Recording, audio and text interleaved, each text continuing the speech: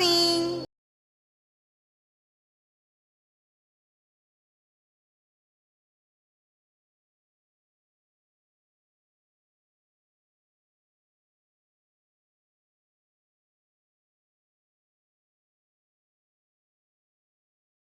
All right, we are here. We are here. We are here.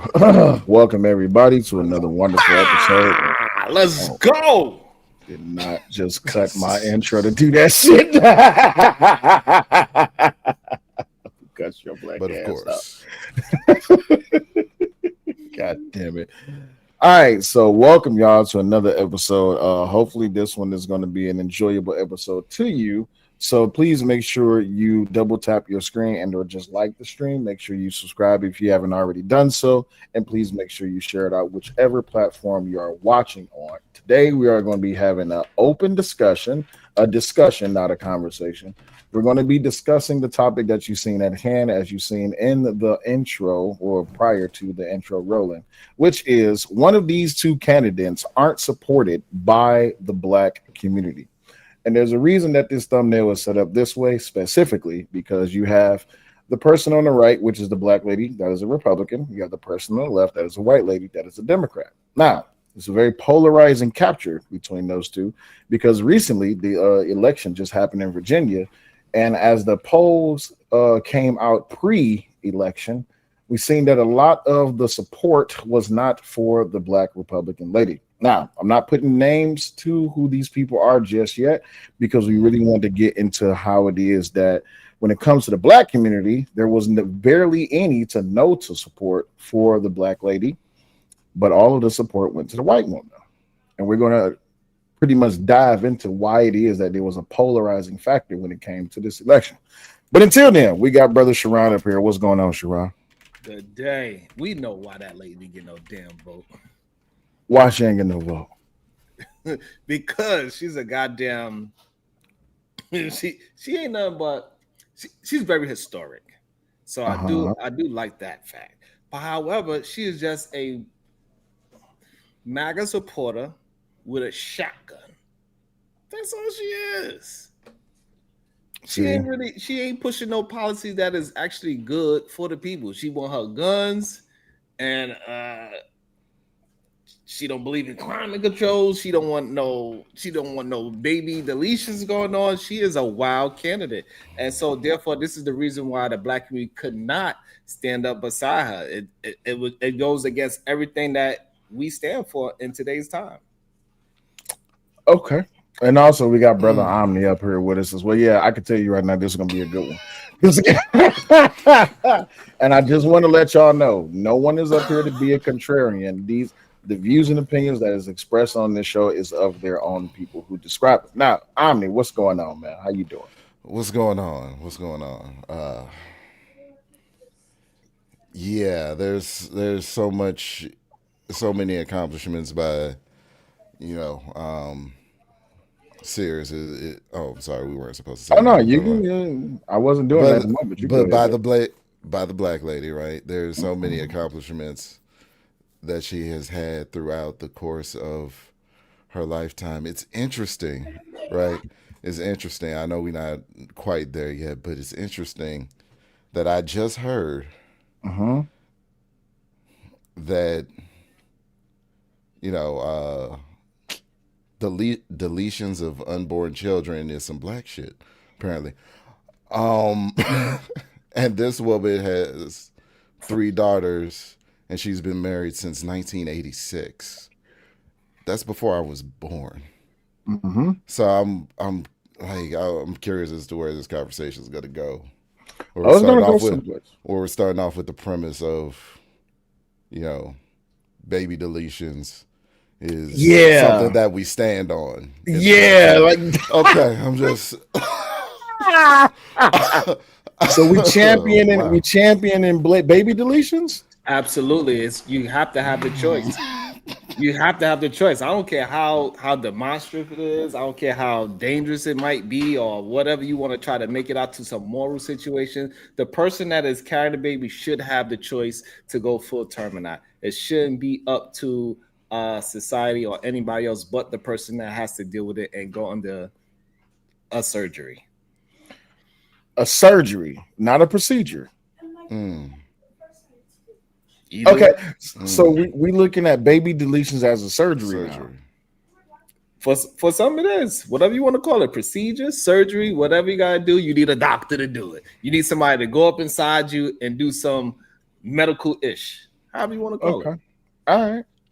That's the hill you want to stand on. Cool. Now, before we get into tonight's questions, I do gotta have to go ahead and set the premise as to why it is that I started this show. And the reason is that we pay attention to in the previous election, there was a lot of support rallying behind Kamala Harris, specifically because she was a melanated woman. I feel it is disrespectful to call her a black woman because she's not naturally a black woman. But the thing is that it was this push that if black men specifically did not support Kamala Harris, then they were misogynistic or they just didn't like black women. Sharon, what's your take on it? That was true. Because nobody actually cared about Donald Trump's policies. Nobody even really talked about his policies. And they didn't care to look at her policies and her economic plan and the things that she was attempting to do with the housing and all those type of things. So they truly voted for because he was a man. He was a representative of what is power is in his country, which is a white man. And also he's a billionaire. And also, so they voted for that because for some reason, a lot of men in this country, especially, they see themselves within those rich, powerful men, even though they are far from it. They're not even close to it. They're actually the ones that's going to get hurt off of these goddamn food stamps, just like the so-called black woman with 5 kids. So gotcha. Well, before we continue on, let me go ahead and welcome in my guest, Brother Dave. What's going on with you, man? Man, happy to be here. What's happening? Hey, man. Good day to you. Good day. How's your dinner? It was phenomenal. Absolutely phenomenal. The family's happy. That's all that matters. Nice. And also, by the way, ladies and gentlemen, I think I mentioned this earlier when I did my stream earlier, but brother, you have a book. You want to go ahead and talk about your book while I go ahead and pull it up for everybody to see it? It's The Real Black Agenda. I wrote this book because every time I start talking about Black society's ills, somebody in the comments wants to say, "What's the solution? I don't know what the solution is." So I gave you 32,000 words of solution. You know, everything from dealing with the family to how we need to get up and really make some things happen, because ain't nobody coming to save us, so we can't have a political answer to a cultural problem. So it's a phenomenal book. I tell you guys, go get it, check it out, try to rip it apart if you can. TheRealBlackAgenda.com. Most definitely, and I will be putting that link in the chat. Sharon, I'll put it in the back chat, that way you can put it in your chat. That sounds cool. I like it. Okay, most definitely. I definitely would like to read that and pick it apart if I could. If I agree on everything, then I agree on everything. That's how I move. Word. Absolutely. Now, you just got here. I don't know. Have you been listening so far since before you pulled up? Bro, I was in the kitchen making sliders like a short order cook, bro. Okay, so what we're working with right now is we're working with just the premise that the previous election, there was a lot of support that was thrown behind Kamala Harris. And one of the biggest contingencies is that black men were not supporting Kamala because they were misogynistic, or they just didn't like, they didn't want to see a black woman, or not black, a melanated woman in a position of leadership. So what happened was there was this outpour all across social media that, you know, black men don't want to support because she's melanated. But then we have the election that just happened in Virginia, and I think only like 8.2% of black people as a whole supported the black woman, Miss Sears, because she's a Republican, and all that support went to the Caucasian lady just because she's a Democrat. So that's the premise that we're working with right now. Makes sense. What's your take on it? I think Democrats will say whatever they want to say in order to get their agenda across. You're talking, especially when you're talking about Obama. Obama came down from on high and chastised a bunch of brothers talking about, I think you guys are being a little bit misogynistic because you don't want to get behind this woman. He didn't want to get behind her. He literally said, we need to take this to the convention and have a nominee because that's what's in the Constitution. Joe Biden didn't die. So to just appoint her over cover of night and allow her to be at the top of the ticket is unconstitutional and shady at best. The other part of that was If we were misogynistic by not wanting to vote for Kamala, then were we misogynistic when we didn't want to vote for Hillary over him? Just to let you know, Sharon, you got your work cut out for you tonight.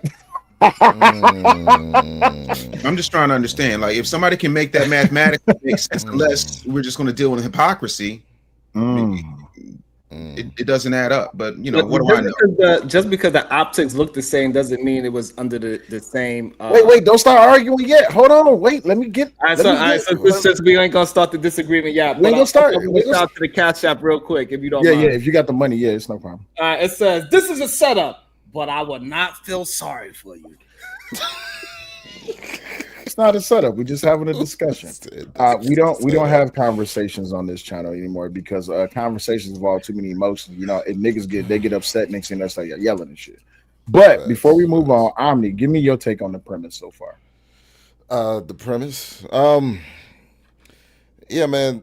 Obama most definitely told a bunch of black men, you know, he was essentially shaming us for not voting for Kamala Harris, who's a black woman only when she's in an election cycle. Outside of the election cycle, she identifies as Asian, Indian, you know, and you know, the thing that I also find interesting is that, you know, anytime a black man is going for something and we find out he has a Caucasian wife, it's a problem. But for some reason, Kamala Harris was the choice pick, and she has a Caucasian husband. So how come the standard isn't, you know, to me, it's not a standard unless it's consistent across the board. Someone has a Caucasian spouse. If that's a disqualifier on one side, it should be on the other. Got you.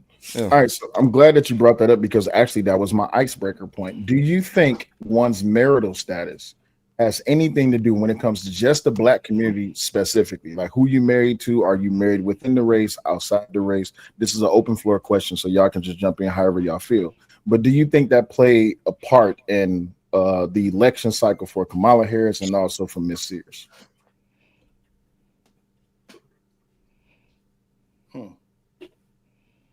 There's a reason I asked that question, because Ms. Sears is married to a black man and Kamala is married to a white man. I think for women it plays a different part because the man doesn't usually represent as the helpmate in political situations when the woman's the forefront, and the husband's usually he's just not even existence in the conversation. But when a man is he's moving his political, people look at him as how he's, you know, dealing with his family and how he leads his family. Nobody looks at, because since we are in a patriarchy and a lot of men are misogynistic, nobody looks at the woman as running her household, even if she has PhDs and she has accomplishments. She's even helping running a city or governing a whole city. So I think it's just a different look when it's a woman in the head of politics. Got you. Brother Dave? A couple of things. The first is, if you can sit up here and breathe air and use that air to form words that say that you would have voted for Barack Obama if Michelle Obama looked like Michelle Pfeiffer, use a lie. And the truth ain't in you.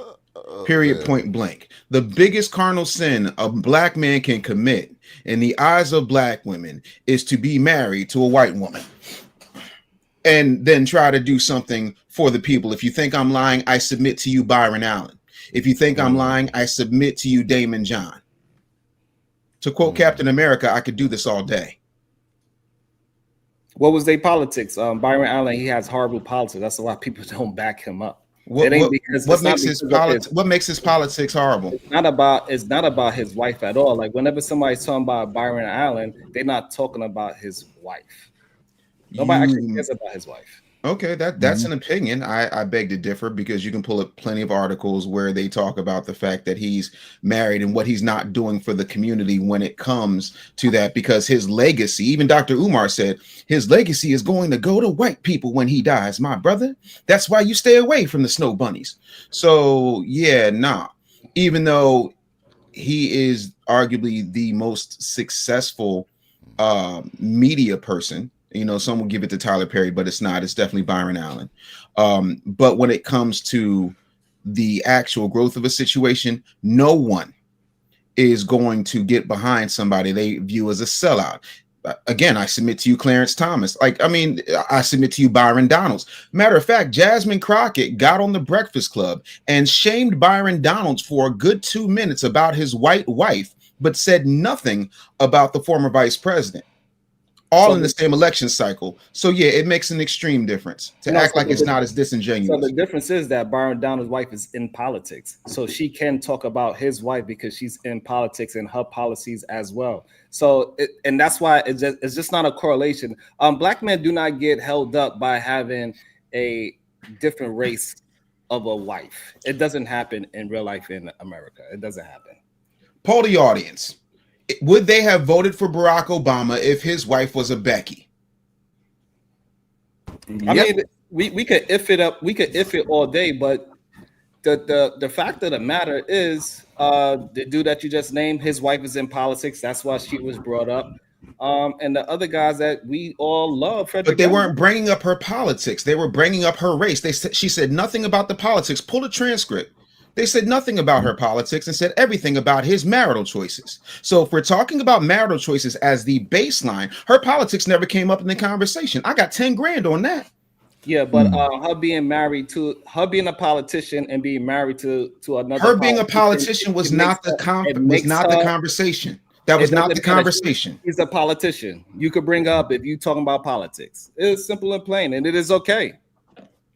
It is what it is. All right, y'all. Well, now that we got a little bit into where it is that we're going with this, Omni, what's your take? Do you think that one's spouse is a deciding factor when it comes to an election for Black people specifically? Specifically for Black people? Yes, sir. Yeah, I'd say the spouse plays a large part. I would say so. Okay. Because now. Sorry, go ahead. I was just gonna say, because I agree with Dave.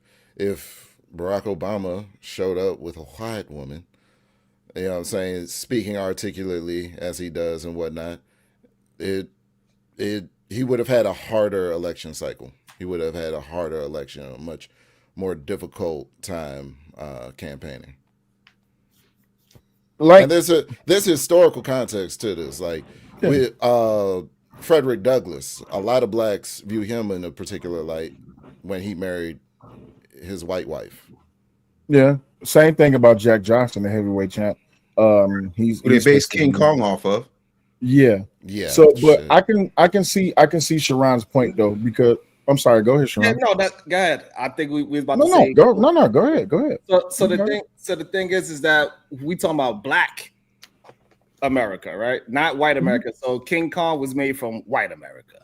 That's not what I said. I said Jack Johnson in and of itself was the basis for King Kong. It was an allegory based on the fact that Jack Johnson was out here beating up white boys and taking white women. And who made up King Kong? White folks. What's right? And what we're talking about is the Black community. And what I'm trying to get you to understand that the Black community doesn't actually care about who you marry.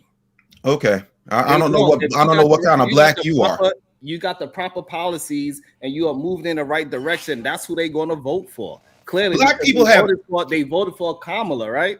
Black people, white husband. They voted for this white woman that's in Virginia. Guess what? It don't matter to us like that. I don't know who us is, but the truth of the matter, again, the truth of the matter is we've never, especially in my lifetime, voted on policies. You couldn't even name me Kamala's policies. I got a question before y'all continue. Do you think that's a generational thing? Because you have Gen Xers, you got Gen Zers, you got millennials, you got all these different generations, you got the boomers. Do you think that's a generational thing, or do you think that's just something that's always been like embedded into the Black community? Whoever can answer, it doesn't matter. What aspect in particular are you saying is a generational thing? That as a Black person, if you're running or going up for politics, or it don't even have to be politics, it don't have to just be like a position in office. But do you think in this an skewed perspective that if you have someone outside of your race as your mate, it's a bad thing? Is that a generational thing, or is that just something that's always been there? I think that's a Southern thing. I think majority of Black people live in urban areas where we don't really actually give a damn about who you dating. It's not a real thing in the Black community. We accept all people. We accept all races. We don't really actually care about it that much, especially for Black men. Black men always been able to go and play in other fields, and it's been okay. Stop it. Okay. Oh, shit, Brother Dave. Yeah, that's a fallacy. If that was the case, then you have to explain to me why Spike Lee made a blockbuster movie called Jungle Fever. If that was the case, you'd have to explain to me, guess who's coming to dinner? Like, we're talking about things that reflect from a cultural standpoint. And I don't know where your people are from, but I guarantee I got money says you're not an FBA. Because at the end of the day, from a cultural standpoint, that's a taboo. We try to act like it's not, but it is. And I guarantee you, if we lived on Earth 2 and Barack Obama was married to Becky, they would not be pinning him as a Black person. They'd say he's half white, he got a white wife, he ain't for the people. And then when you look at what his policies are, the only thing that had changed was the fact that there was no Michelle Obama and there was a Becky Obama.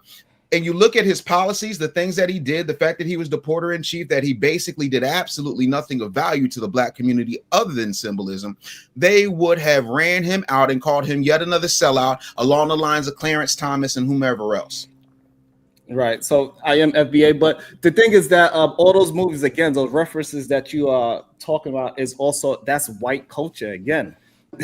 It's not Black culture. And see, that's where you're wrong. I think you maybe you identify yourself as a white man. I don't know. But in the Black community, that just doesn't happen. Nobody looks at a goddamn Black person dating outside his race and say, oh, get out of our neighborhood. It's the other way around. Who said anything about getting in? So you brought up Jungle Fever, right? Right. So well, I brought it. Oh, no, he brought it up. No, I brought it up. And so when we watch those movies, that was about a Black man trying to be in those white neighborhoods and trying to assimilate with the white man. That's who wrote the movie? He doesn't have the problem when he's go to his own community. Who wrote the movie? Who wrote the movie is irrelevant to your No, it's very relevant because you said it's white culture, but it was written and directed by Spike Lee. Last I checked, Spike Lee's from Brooklyn. You just said it was a white culture thing, and I'm just telling you that he pulled that from what happens from our generation on back. It was a no-no, and a lot of it culture. So just like, okay, so let me get you to understand what you're saying. So just like do the right thing. I understand what I'm saying. I have immense opinion. There's nothing slow about me today. Just like do the right thing. It was about the Black experience with the culture around them. They was dealing with racism. Same thing with John Ford. Yes, a Black man wrote it, but it was written about how a Black man faces racism around him. So just because a Black man wrote it doesn't mean that he didn't have a plot to the damn movie. Who said anything about not having a plot and how they treat Black folk? And that's not a Black experience. It's not a Black culture. So it's not a Black culture thing. Is what I'm trying. You trying to make it seem like I'm not trying to make it seem like it's a cultural thing. I'm saying it's an experience. This is what we have. Name a politician that has not come under fire for that. It's plenty. Name one. Your man Byron Donalds. Byron Donalds. I just told you. Jasmine Crockett was on the so she is fair game, but nobody actually cares. I said came under fire. If she didn't care, go look at the comments on that. In the Black look community, at the comments. Nobody actually cares about his wife in the Black community. We are talking about the Black community. The Black comments when Jasmine Crockett said it. We're not talking about what Jasmine Crockett said because she had a personal problem with it. We're talking about the Black community. You just said it was politics. Now you're saying it's a personal problem. Which lie is it? You got to pick which side of your neck you're going to talk out. You got to be able to streamline your argument, right? It's either Jasmine Crockett, which is a single person that had a problem with two other people in their politics, in their workforce, because they all politicians, versus a community that do not even know who Byron Donald is. No matter how many times you'd like to move the goalpost, she never said anything about his wife's politics. She spoke on his wife's race, which was hypocritical because she said nothing about the vice president's husband's race. Period, point blank. She never once mentioned the second gentleman in his race. Period, point blank. There is a double standard. No matter how you try to slice it, no matter how you try to move the goalposts, what was said. And on top of that, if you go right now to YouTube, you get let your fingers do the walking, and you pull up that clip from the Breakfast Club, you will see in the comments how many black people say, yeah, he's a sellout because he's got a white wife. Don't worry, I'll wait. Yeah, because I mean, I see where you're trying to correlate it, but it just doesn't. I'm not trying to correlate it. There's a correlation already there. You choose not to see it because it doesn't fit your narrative. It doesn't have anything to do with a narrative. I'm speaking my mind, so I don't know what narrative you're talking about. You're the only one that have a narrative that do not understand. All right. Narrative have to do with the white culture. It don't have anything to do with black culture. You point out a single person and try to use that one woman as called as the black culture, and you are absolutely wrong. We got like 30 seconds left. They told me to say premise. John Lewis. Yeah. All right, we got like 30 seconds left on this section. Let me just. You had to phone a friend. Is this Who Wants to Be a Thought Leader? Yes, I had to phone a friend. That's a damn shame. That's what intelligent people do. Yes. Nah, they make their own arguments. Most intelligent people, specifically men, usually can back up their own arguments without phoning a friend. Time I've been backing up. I'm gonna need more water for this. That is a silly statement for you to say. This whole time I've been backing up my whole point. Now, let me go ahead and say this right quick. I do have this specifically sectioned out. I was only hoping I would only have to hold y'all for like maybe an hour, maybe two, if y'all had the time. That's okay, because I have this planned out a very specific way. But the most important thing is that all super chats will be read in the interim. So I will allow a little bit of banter to go back and forth, but I do want to make this a replayable show. So I appreciate the banter that y'all having too as well. But we actually have to get through the content. The most important thing is I hope everybody understands the premise that has been set so far. That's why I just allowed for Dave and Sharon to go on, because it really does fit the narrative as to why we're talking about this. Omni, what you got pulled up on your screen? Just, you know what I'm saying?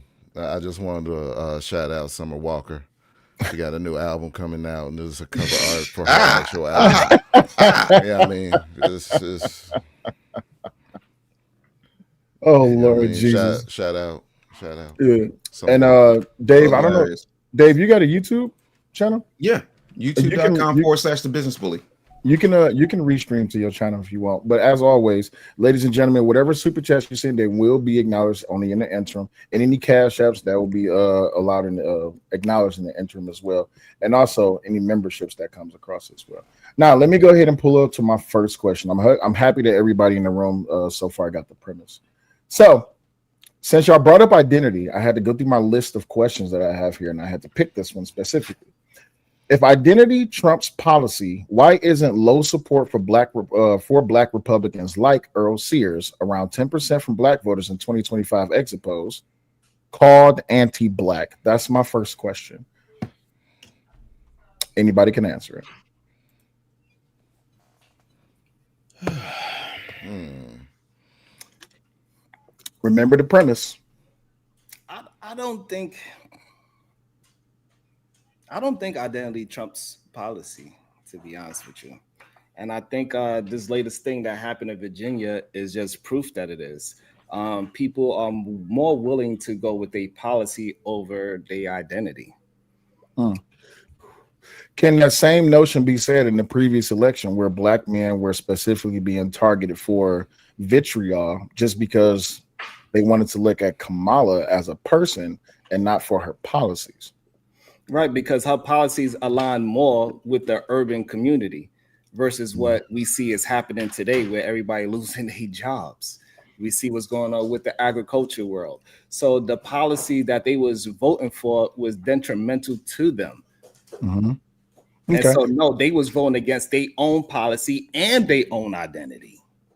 All in the same token, just because they want to go male identified. So if policy, you said identity does not trump policy. I just want to make sure I heard you correctly. Right. I think normally people go with the policy rather than identity. Okay. So follow-up question with black folks, because we talking about black people, right? Yeah, specifically for black community. For black folks, yeah. But white folks, they are absolutely 100% identity politics. 100%. I don't know about that one, because if that was the case, I don't know about that one. If that was the case, then the race would have went different between what was that, George W. Bush and Little Bush, not Big Bush. Who did Little Bush run against? Did he run against Gore or he ran against Clinton? Bush ran against Gore the first time and then Kerry the second time. Yeah. John Kerry. That's what. Yeah. John Kerry. That's who it was. All right, but no, to you, Sharon. If that was the case, that policy trumps identity, then why was the notion being spread en masse all across social media, specifically towards Black men, that just because they did not want to vote for Kamala, just because she was Black, they didn't bring up anything about her policies. They just brought up her skin color. Most of I didn't really hear that. See, so when we talk about that part, that was the white nationalists, the white racist people. They didn't want to vote for a Black female president. But Black folks, we didn't really have a problem voting for a Black female president. Okay. All right. Question to you, brother Dave. The question's on the screen. If identity trumps policy, why isn't low support for Black Republicans like Earle-Sears called anti-Black? Because at the end of the day, and we can talk feelings or we can talk facts, the truth of the matter is there's two things at play here. The first is Black people, if you are to poll them 9 times out of 10 and ask them what policies they're voting for, they can't tell you anything outside of a commercial or what D.L. Hughley told them last week on his radio show. Secondly, the truth of the matter is we don't vote on policies. We haven't, because the truth, when you look at what happened after that debate where Biden fell asleep down there and said, I beat Medicare, and Trump said, I don't know where he is. I don't even think he knows what he said. The DNC made a move. That Sunday, when Biden allegedly called Kamala and said, listen, I'm dropping out, or the truer version is he got forced out, that Monday morning, JoeBiden.com got transferred to KamalaHarris.com, and they had t-shirts and koozies and mugs and everything but a policy, which didn't show up until 42 days before Election Day. People were so excited to get behind the Black woman. They had all of these phone calls and all of this stuff, and she raised $1 billion from every special interest group and private folks under the guise of Black people just rallying and putting all this money behind folks, when statistically Black people do not financially contribute to most campaigns. The most ever seen was 2008 with Obama prior to the Harris stuff. So if that is the case, and we didn't know what a policy was, and then 2 weeks before the election, she said, well, I've got this thing for Black men where you can sell weed, and I've got this opportunity economy. We weren't voting for policy. We were voting for party and race, because if that's the case, Black people would be voting at less than 90%. And we have not for the past 60 years. On top of that, if white folks operated that way, they wouldn't be so split in this country, half and half. So yeah, no, that you can't. And when people say that, I'm like, name me the policies that align. And I've never gotten an answer without somebody doing a quick Google or using their chat GPT to get by. So yeah, no. So let me give you a follow-up question. So your position is that identity does indeed trump policy when it comes to the Black community. If 90% of one group in America votes one way, and they are the only group that votes that way, and if the former president, who before he was the former president was the former vice president, and before he was the former vice president, he was the senator from Delaware, said on my good friend Charlemagne's show, if you're having a hard time trying to decide voting between me and Trump, then you ain't Black. That should tell you exactly how he thinks, and at least the people who are doing his pollster operations thought that we have behaved. What did LBJ say? I'm gonna have these N-words voting Democrat for the next 200 years. 60 years in, it's working. Absolutely. So he was on a Black radio. Hold on, wait, Sharon. I have a structure. Just give me a second. So that was my follow-up question. Now, question to you, Omni. The question on the screen: if identity trumps policy, why isn't low support for Black Republicans like Earle-Sears called anti-Black? Well, because Blackness is attributed as more than skin color.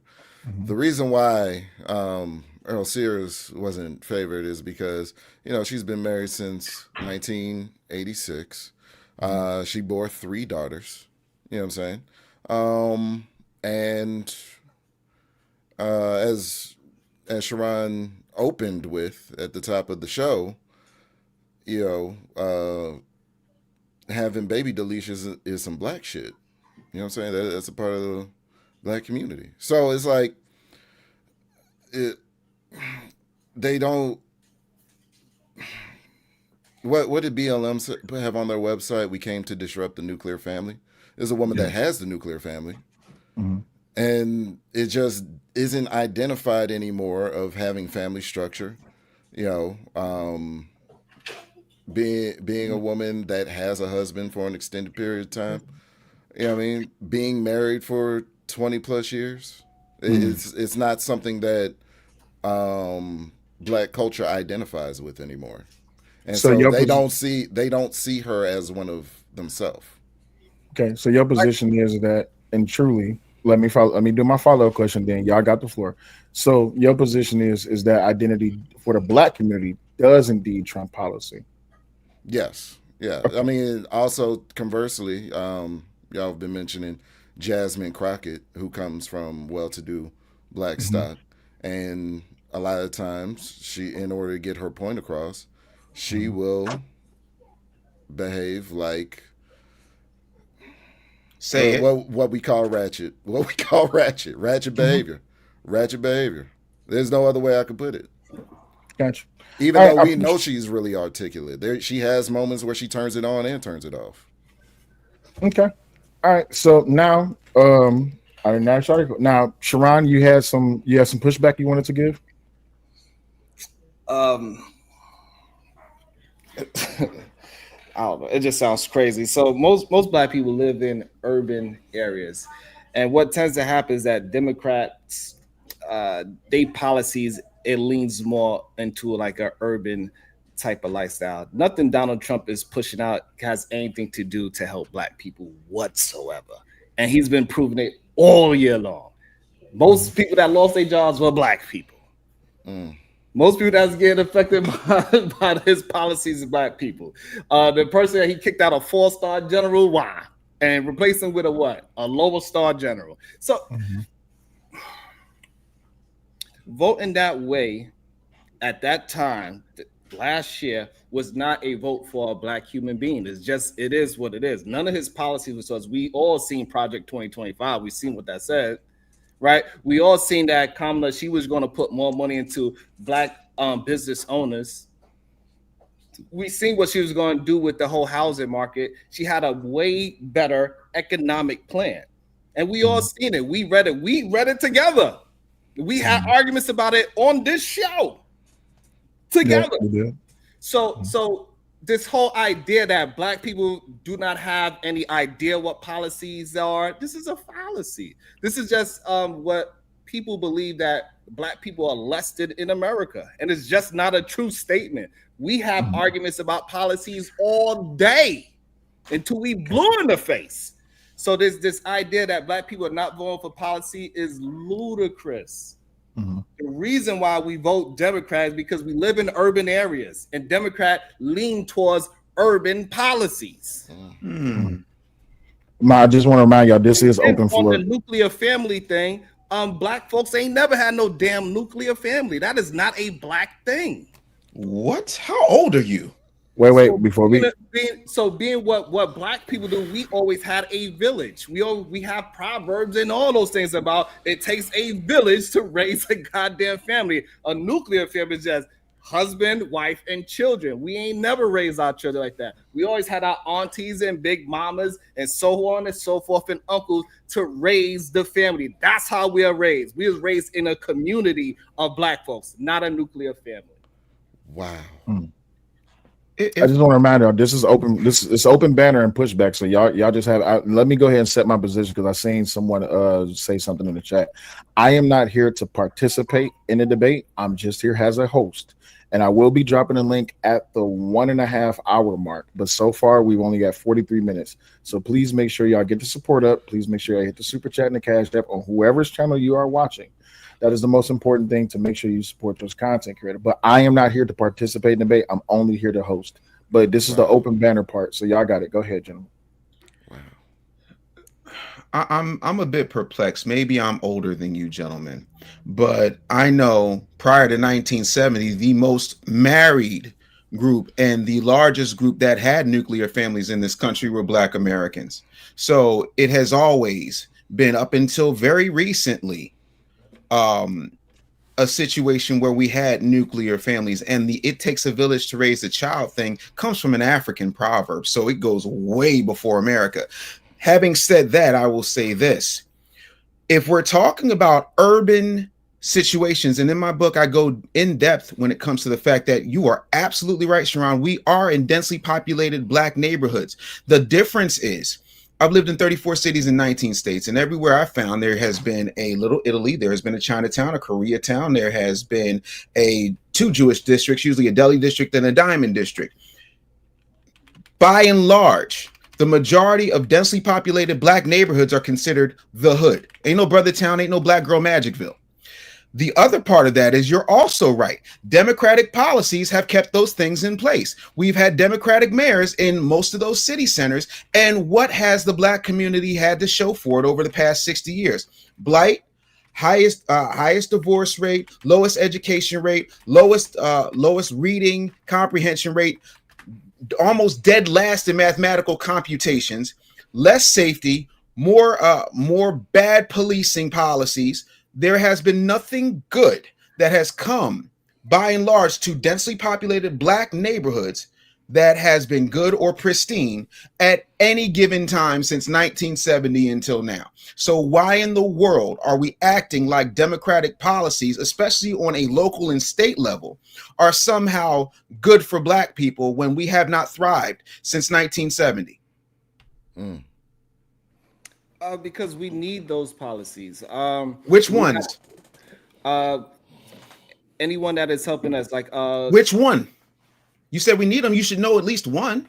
Right. So let me just get my full thought. So we need those policies. Like, for example, healthcare. We need that. For example, food assistance. We need that. A lot of people from where I'm from Brooklyn, New York, Brownsville, New York. A lot of mothers was they was working 2 in jobs that still could barely make it. The problem is that life is keep on raising up 2%, and while that income is not raising up. So even though people keep saying that we gotta grab ourselves by the bootstrap, we keep forgetting. So since the time whenever you talking about way back when, we forgot that we was dealt with a short hand of the stick. Everybody else got help. We know the farmers of those white folks got help. They got welfare. All those districts, those deli districts and the goddamn diamond districts, they got help. They still get help today. They on stamps all day, every day. So a lot of other races in this country that's in these urban cities, they get the help. And for some reason, when Black folks get the help, it's detrimental to us. Nah, it's not. We need to get what is owed to us. We got to stop it.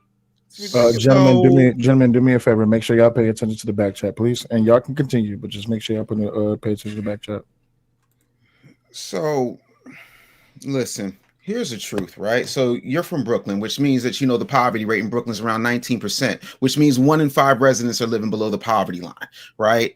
Housing, over half of tenants have been reported as being rent burden, which means they're spending more than 30% of their annual income on rent in Brooklyn. Unemployment has remained higher for younger Black and Asian workers in NYC, specifically Brooklyn, at 20.4% for young Black workers. So I'm trying to figure out how these policies are helping when everybody from where you're from is struggling under these democratic policies.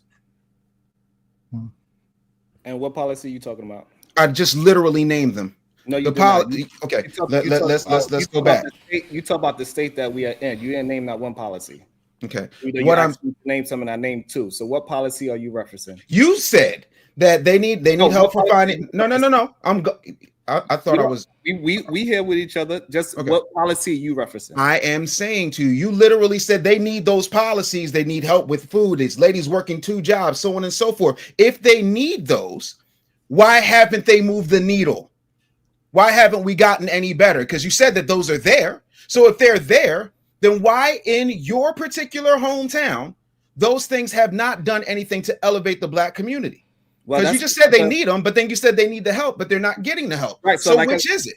Right. So what I'm saying is that I gave you 2 policy. What policy are you talking about? I'm talking in response to your policy. It's because not possible. I literally am, because if they're getting disagree with the ones that I'm talking about, because you know that the community needs those helps so they can. If they need those helps, then why have they not moved the needle? Is what I'm saying. You're saying they need all this help. Why hasn't the reason why the needle has not been moved is because the cost of living is going up 2% every year, but the income is not. So even though you fight your way to move up in income, the goddamn the rate, you're not beating the rate. And so that's why come they keep staying in poverty, because they keep the rate of living higher than what people are able to make. Who is that? And that is the issue. And that is not policies from Democrats. That is policy from a Republican Party. Like they give tax credit and tax breaks to the rich and the wealthy, when we know they should be giving it to the people that actually need it, like the middle class and below, because the goddamn all these rich billionaires, they get corporate welfare every single time that they get in trouble. We bail them out. We the people bail them out. That's the problem. And then for some reason it's a problem when poor and middle class need some help as well. I don't understand the mentality of that. But again, I want you to point out a policy that you saying that is going to help us on your side of the argument. Please let me know. I don't have a side of the argument. That's the gag. I'm independent. I'm not a Republican, but I'm not a Democratic moron either, because everything you're talking about has been put in place by Democrats. You have been under a Democrat for at least the past 30 years. So what are we talking about? So what everything you're talking about. So when we're talking about things like when we're talking about fair chance hiring policies, let me tell you the difference. I gave you 2 policies that is helping our community. You gave none. And it doesn't matter if you're an independent Republican, because I'm not on neither. I don't party bag. I'm not a Republican or a Democrat.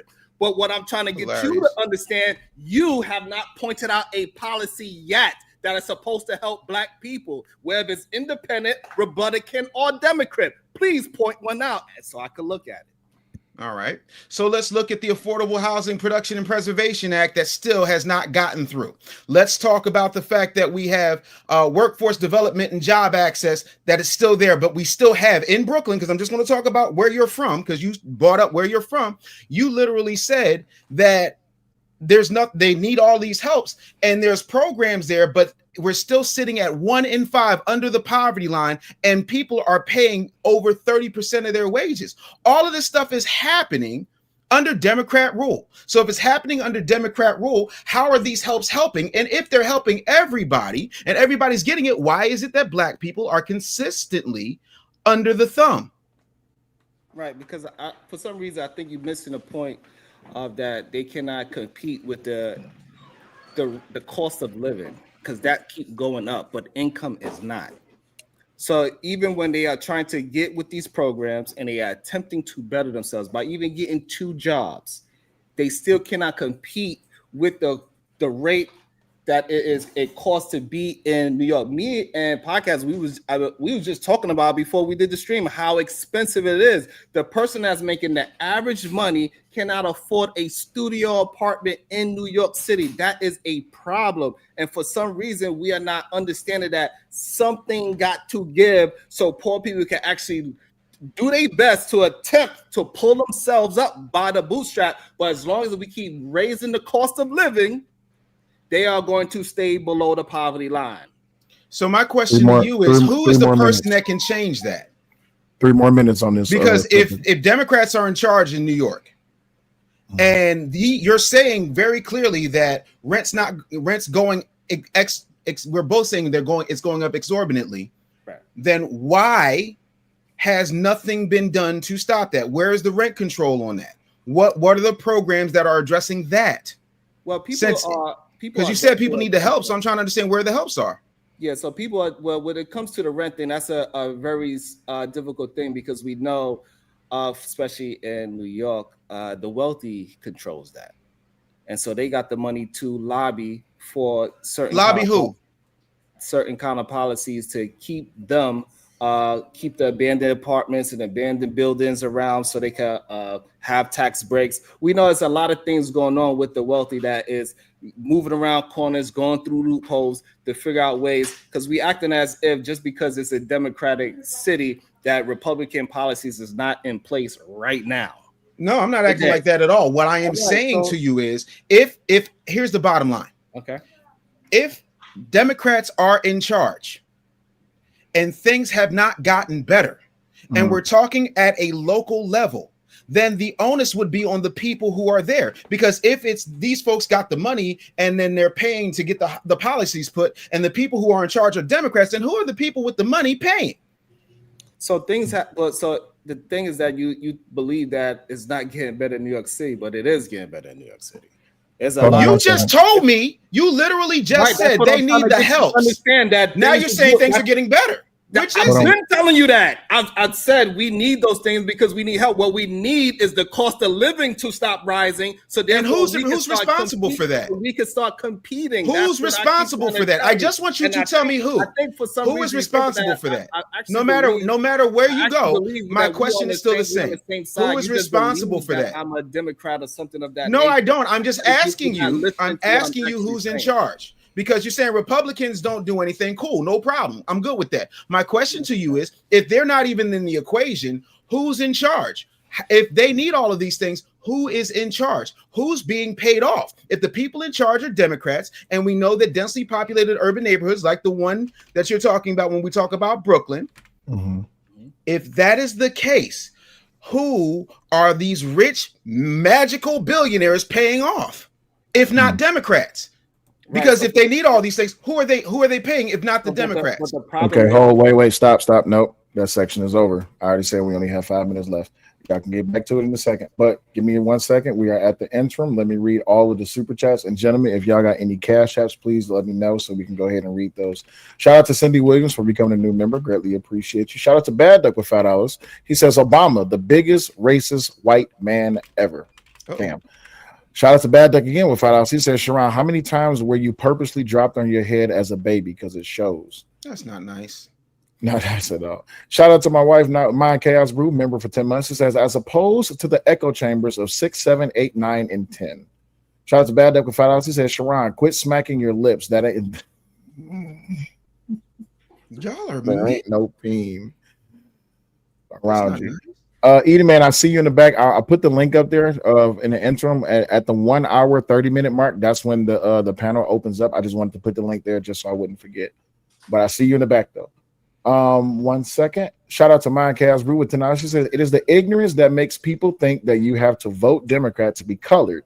What about blacks that live in the rural communities? Also, Sharon, stop it, laughing out loud. Shout out to my Cavs Brew with $5. She says, because the Democrats seek to be hand-fed instead of being fishermen. Shout out to HQ Reacts with $5. Says, Dems don't vote for fate. This black woman was spewing it at her rallies. Go listen to her last 2 rallies. She screamed robots, demons, just wild. Appreciate y'all for all the super chats. Gentlemen, do y'all got any cash apps? Okay, cool. I'm going to check my cash app. All right, no cash app. All right, so let's put my cash app up. I feel like I'm missing out on money. Hey, listen, this is part of the dollar sign the business bully. Let me help y'all out. Can somebody drop that in the chat? Hold on 1 second.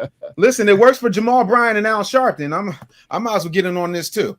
I'm just saying. Listen. We putting in work right now. All right.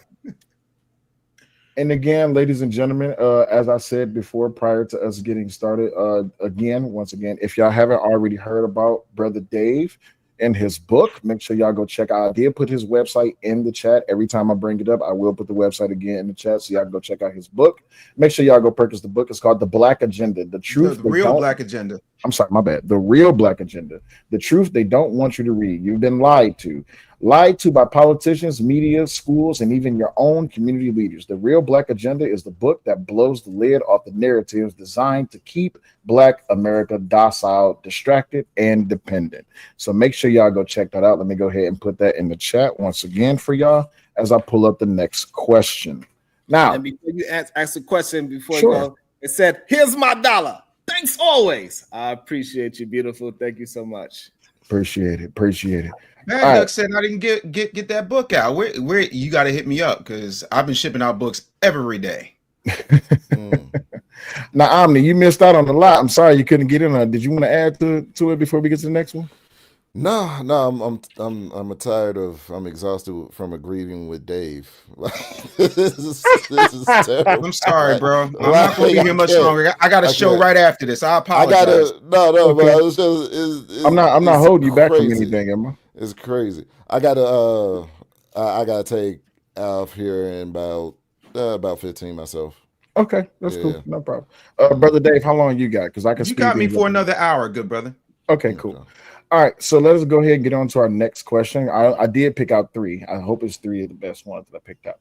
So the next one is, how do historical Democratic dominance among Black voters, which is often 80 to 90%, influence perceptions of authentic Blackness, especially when conservative Black candidates like Earl-Sears are dismissed? Yeah, so I know. this is what I've been talking about earlier. It's just like everything that is supposed to be identified as Black culture or some Black-ish, right, is also, resonates with the Democratic Party. It resonates with the left. Each man says, can I ask questions? All questions can be asked by way of super chat. You can do a $2, $5, $10, $100, however, up to you. But that's how questions will be asked. Go ahead, continue, gentlemen. But this is the thing, like, as baby deletions was brought up at the beginning, I hate to keep going back to it, but that was a big point of contention with the Democratic Party. That was the point of contention with, with the left. It's not just like that, and that's not just some Black. That's why I keep going back to it, because it's ridiculous to say that was just some Black-ish. We may be doing it. We may have the highest rates per capita, but actually white women have the higher numbers because they have the higher population, but they have the higher raw number of baby deletions. So it's not just some Black-ish. There's other groups that do it too, clearly. But to say that it was some Black-ish, and that being a point of contention not just for Black people but for all people, it's not just something Black. You know what I mean? So a lot of these new age values resonate with the left. It resonates with the Democratic Party, and so they identify those types of things. Like I said, they don't identify strong family values. That's not present, and that's what Sears represents. Gotcha. So they would not. I didn't think that a bunch of Black people were going to vote for her, honestly. So just a quick follow-up. This could be a quick answer you give me. So when it comes to historical Democratic dominance among Black voters, do you think that that's a notion that just to be Black you have to be a Democrat, or vice versa? To be a Democrat you have to be Black?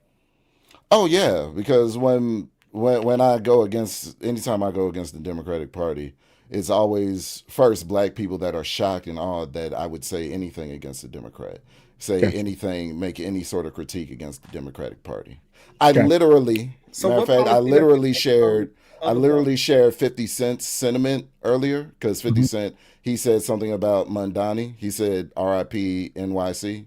He has it on his Instagram.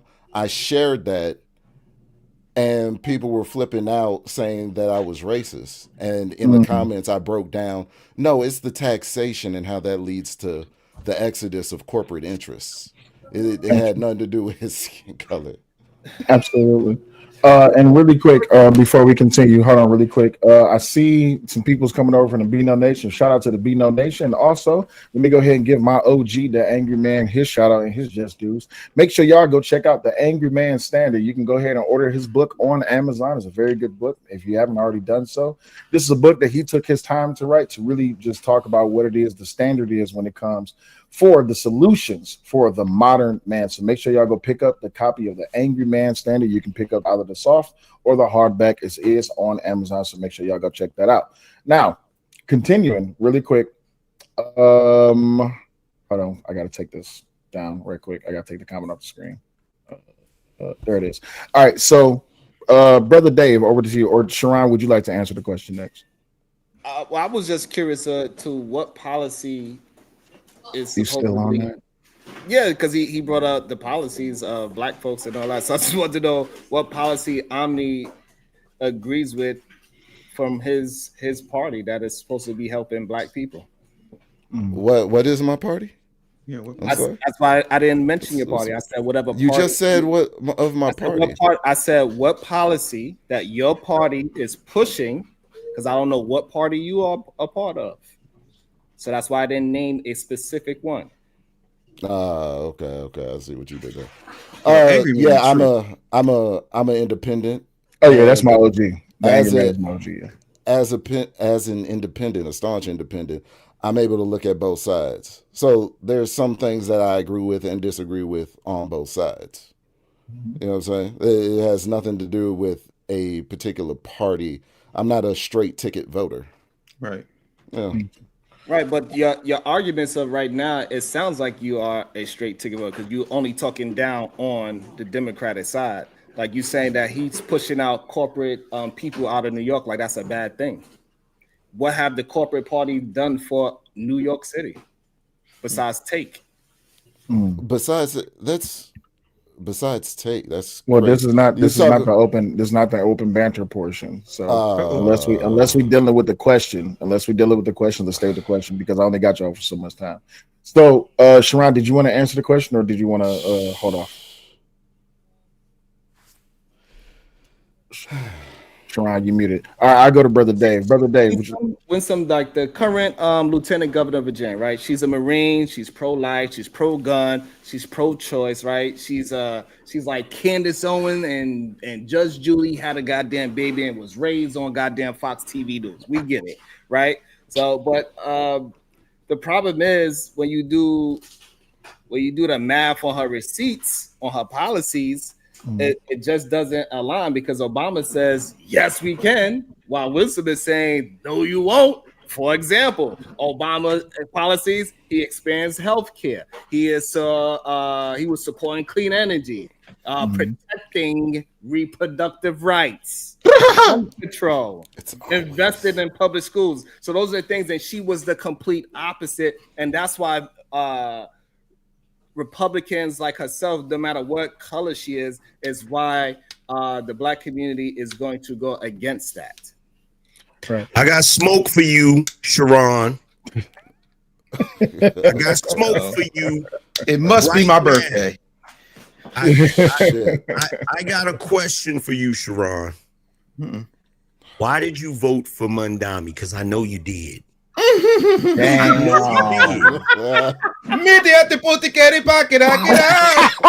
are fucked up. I know you did, bro. That is hilarious. I did not vote for him, but it is what it is. Hold on You for know a second. what? Bad Duck, I see you in the back.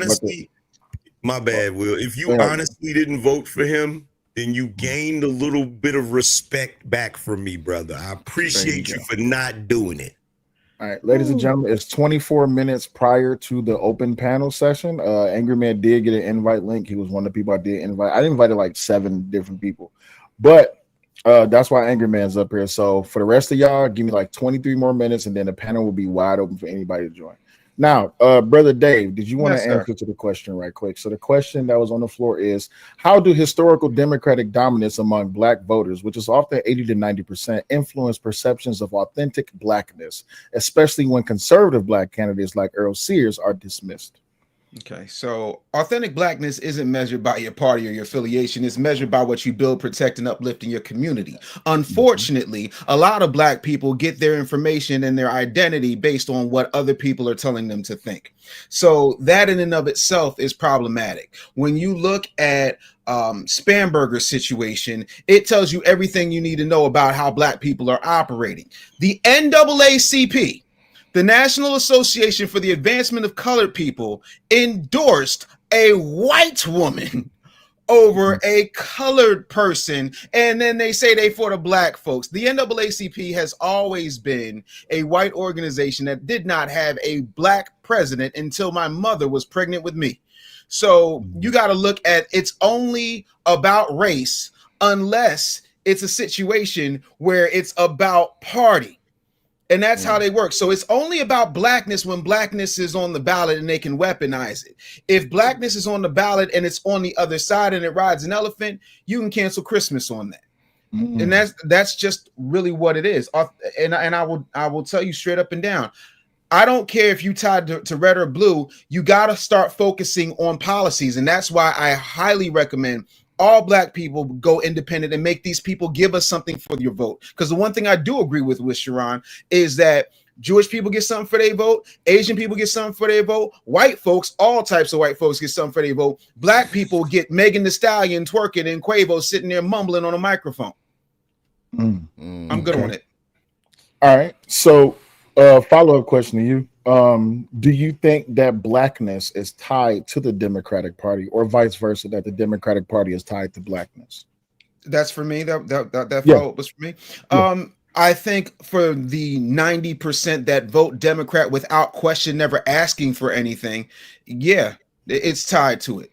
If Joe Biden can say you ain't black on a black show and think that's okay, even though he got national pushback from a whole lot of black people, it's like, yo, you don't get to speak for us like that. You took it a little too far, because Joe Biden, we all know, was there to balance that Obama ticket because he's a blue dog Democrat who had a whole lot of ties to Strom Thurmond and the Klan.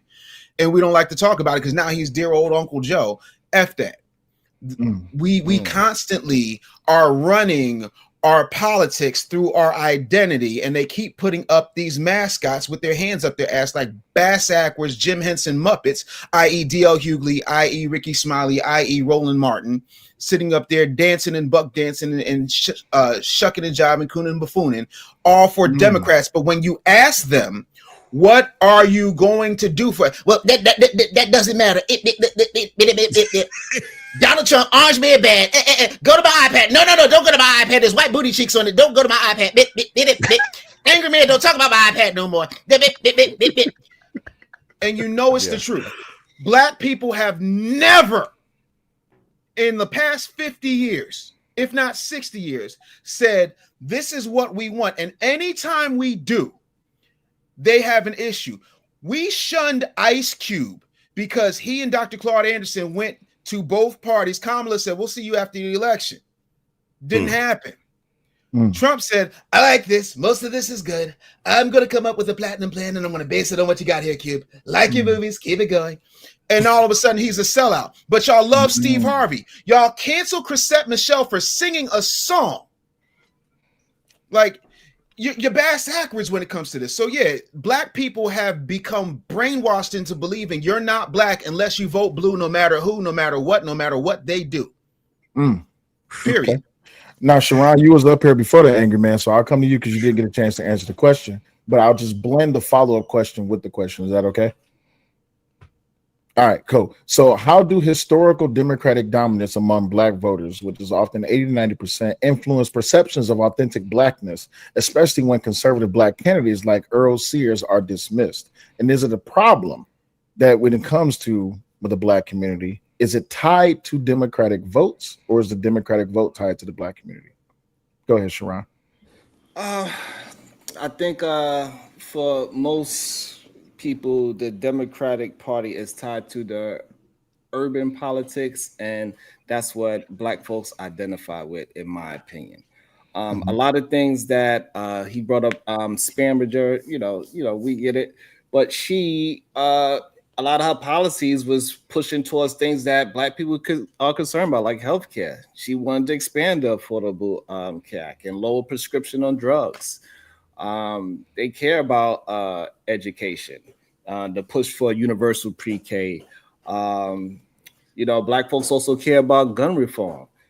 We want universal background checks and red flag laws. And absolutely in urban areas, they want reproductive rights. Nobody wants the government to tell you what you can do with your body.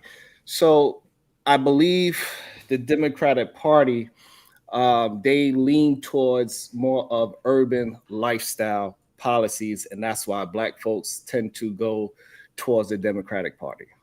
Gotcha. All right, and now, Angry Man, what's going on, OG? How you doing? Doing all right. What's good with y'all? Oh, bless. All right, so OG, the premise that has been set so far tonight. I don't know how much you've been watching. I know you was just live, which by the way, shout out to you because I was listening to you live. You was over there cooking.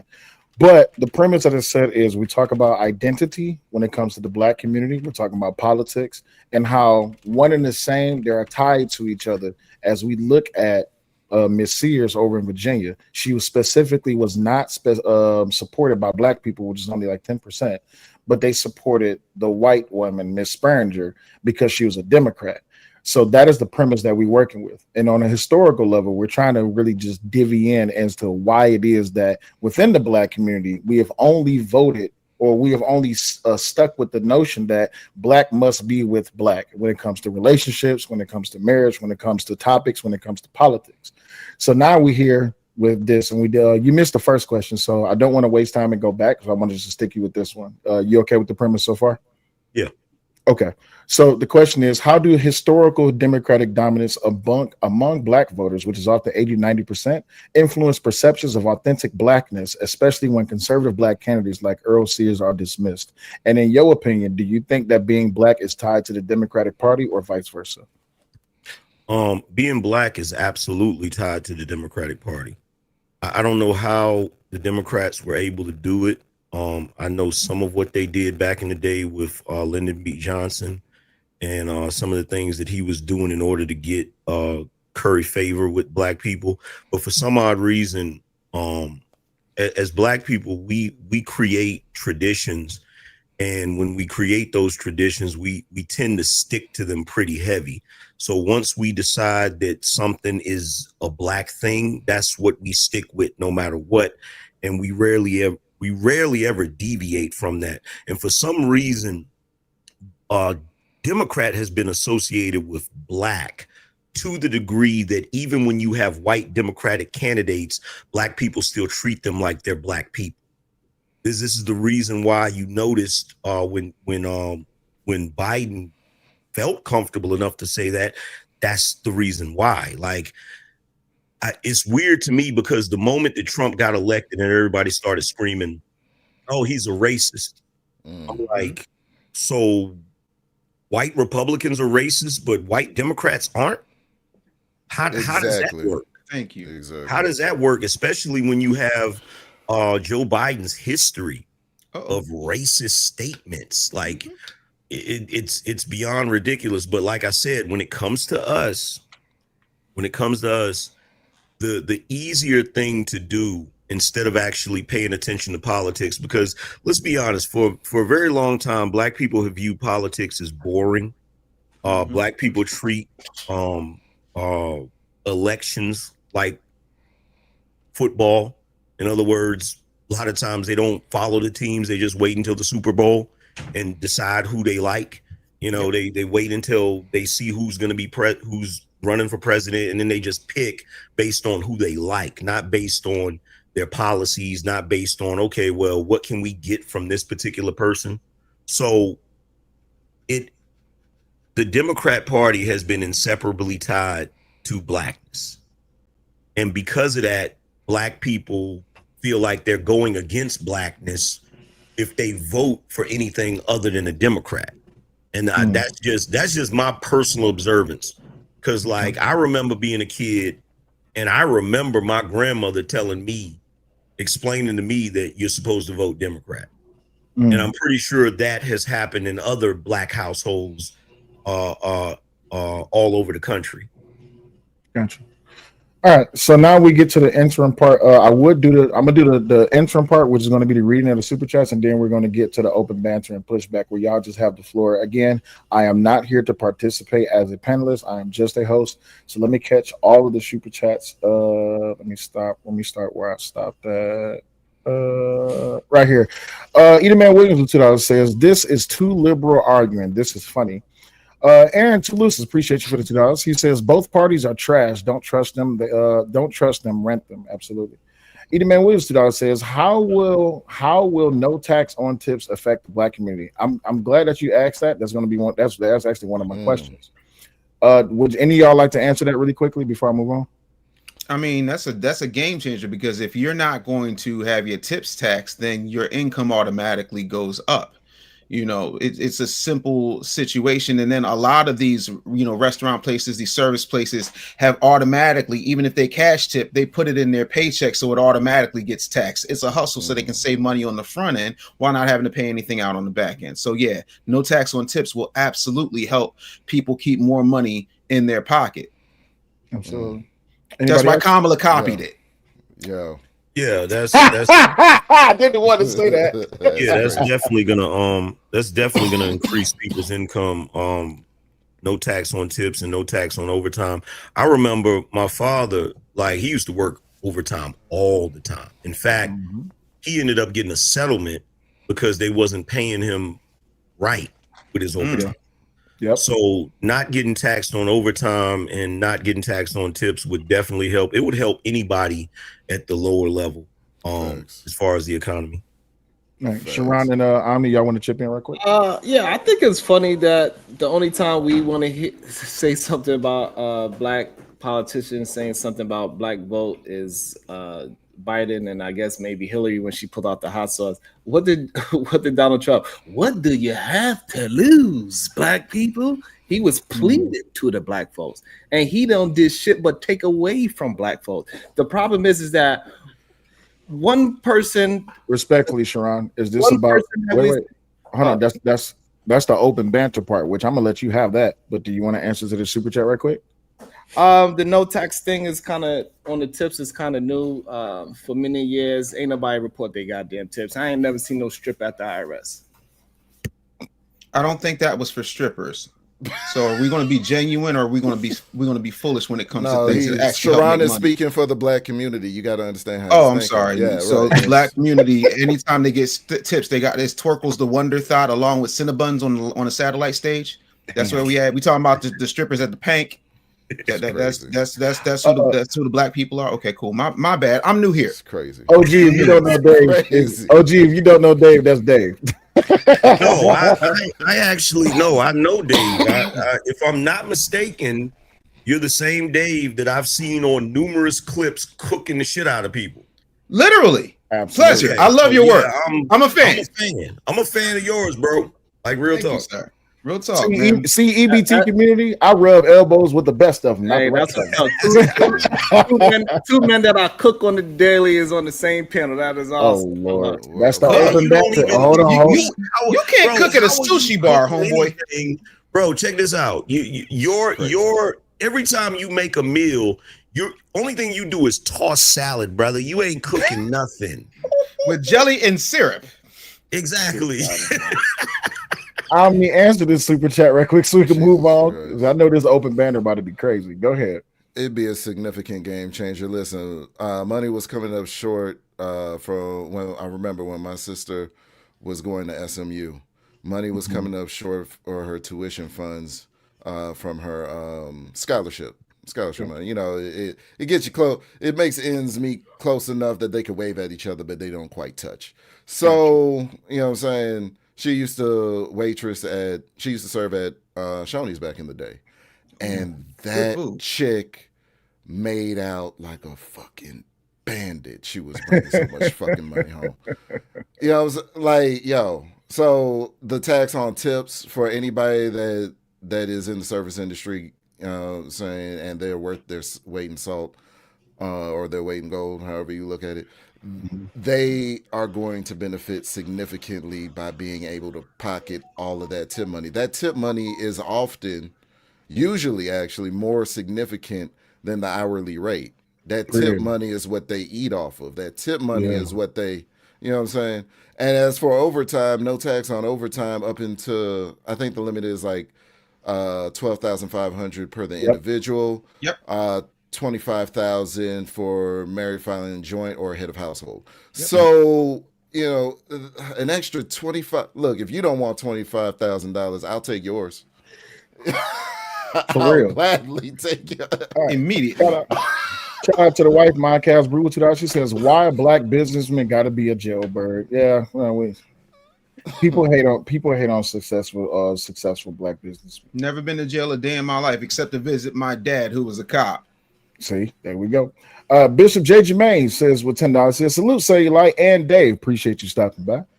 Grady White with $5 says the super sticker. Thank you. Bad Duck with $2 says, I'm an old white guy. We have the bingo nation.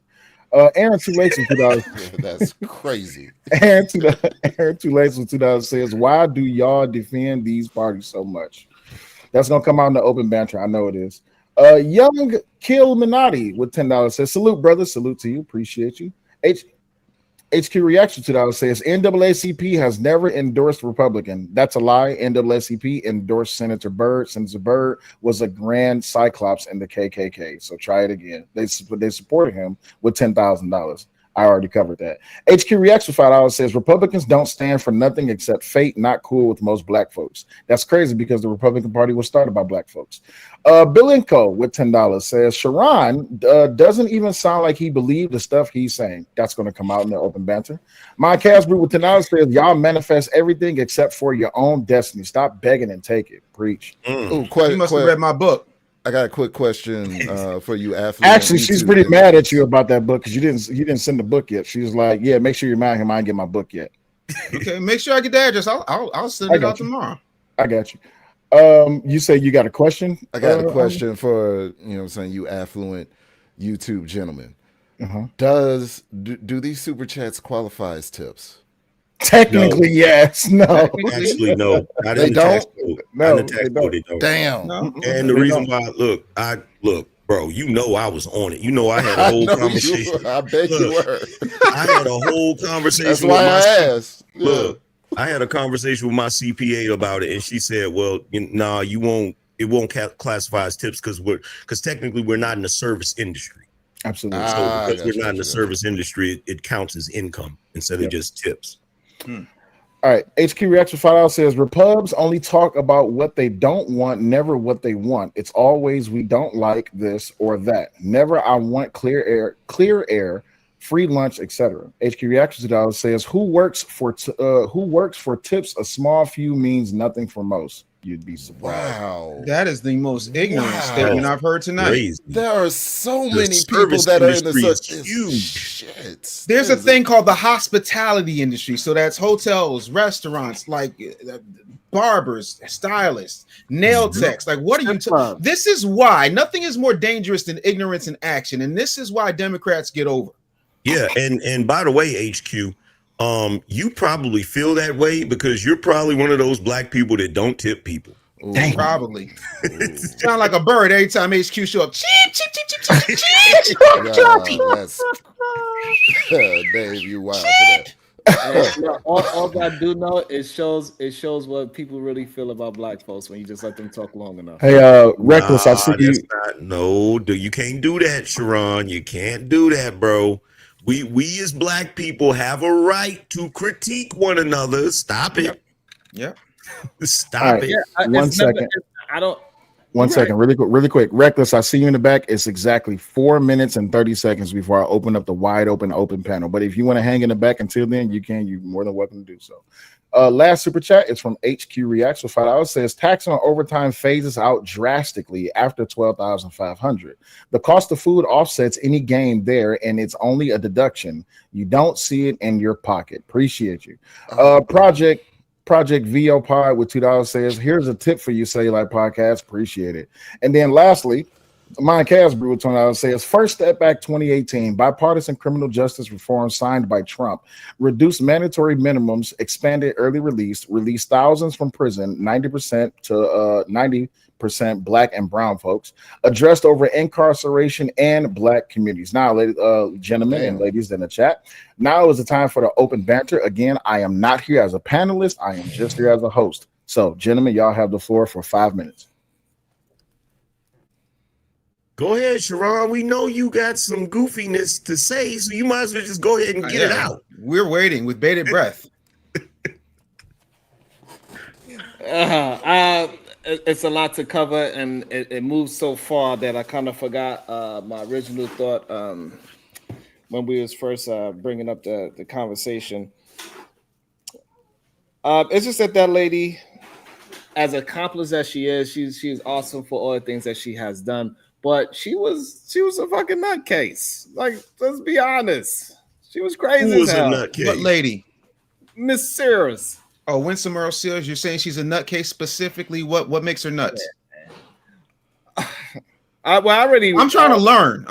So I already wrote down the I'm trying to things that understand. I didn't agree with her healthcare, opposing the ACA expansion. I didn't like that policy. I didn't like her climate policy. I did like her education policy. I did like that. I think that was a good policy that she had. We know the gun rights situation. We know we have a problem with gun rights. We need to have some kind of better understanding of who can have guns and who can't. And we all know the reproductive right? She's pro supports baby deletion restrictions. So we already have an understanding of who can have guns. That's Right. already laid out. The people who are law-abiding citizens that live in a state that allow them to carry a gun are allowed to have guns. The people who are criminals that have felonies, violent crime, violent convictions, and mental health issues are not allowed to have guns. We already have that clear, bro. Yeah, that's already been there. Yeah, but for some reason, there's still a bunch of people with mental health problems getting guns, and they doing the wrong things with it. And those are criminals. Those are criminals. That's why they're called criminals. It's they against the law. criminals after they do that criminal act. Yeah, but you can't. Before that, they was fucking batshit crazy before, and we all knew it, and most people know that they are, but they're not doing a thorough enough background check, because soon as they do some kind of mass shooting thing and they do one little bit of a background check, they're like, oh, we should have known better.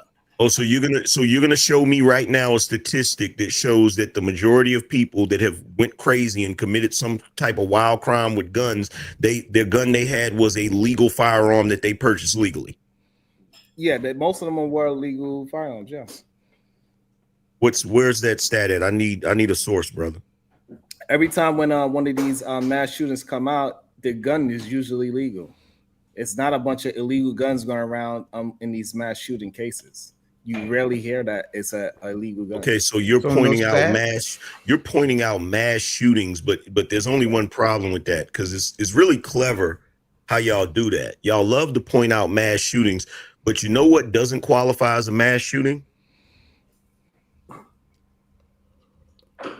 Do you notice whenever there's gang violence and it's illegal guns being used, that's never classified as a mass shooting? You do realize that, right? Mm-hmm. So whenever we point out mass shootings, these are always isolated incidents that occur for certain reasons, and we never go into the reasons why these mass shootings happen. And I really want to see the stat that shows that the majority of those mass shootings are with legal firearms. We could just go by all the TV reports that when they come out, those TV reports. Those guns. You've never worked in media. Those guns usually be legal. What are your stats is going off of? Like, let's be epic for you. He asked you for stats. You haven't given him one yet. Let me get this understanding. So you believe all the mass shooting, all those crazy ass white boys, all their guns was illegal?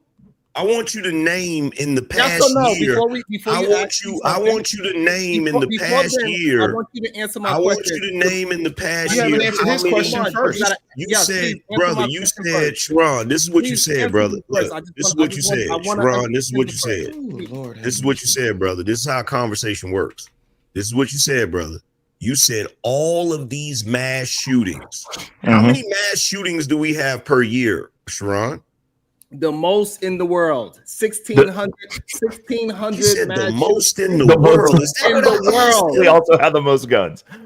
The most in the world. You know, other countries have one mass shooting every 10 years. Other countries don't have gun rights. Okay, that's fine. Period, point blank. All right, so not even the cops. The problem that we are trying to point out that it is a certain demographic that is doing mass shootings, and the guns that they have are legal guns.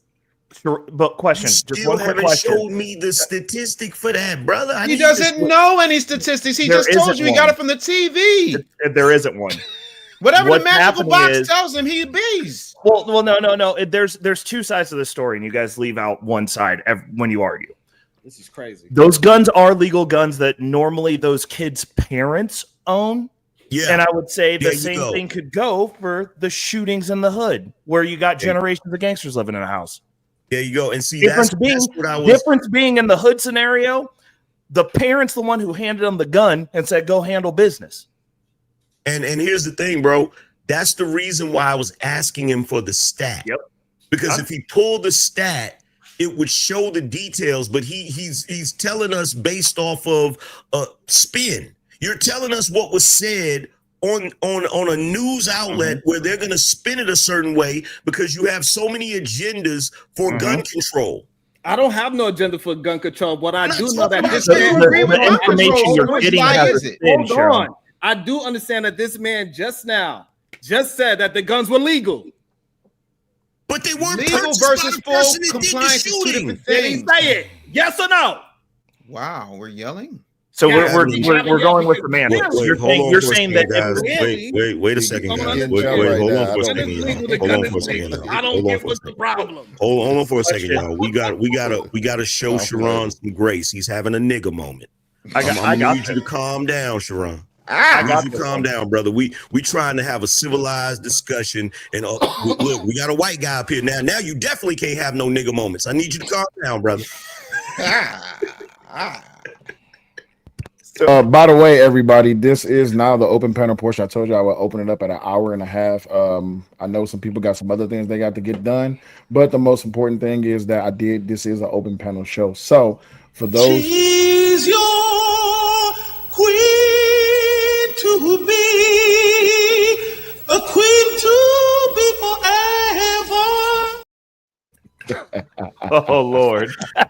Hello. And What by is the way, coming into I wanna- America? And by the way, can I address something real quick, because Sharon threw a shot out there, and you know, you don't have to like Trump, but the one thing you're not gonna do, you're not gonna just sit up here and lie on him. Okay, so to say that Trump has done nothing but take away from black people, that is a flat out lie. That is a complete lie.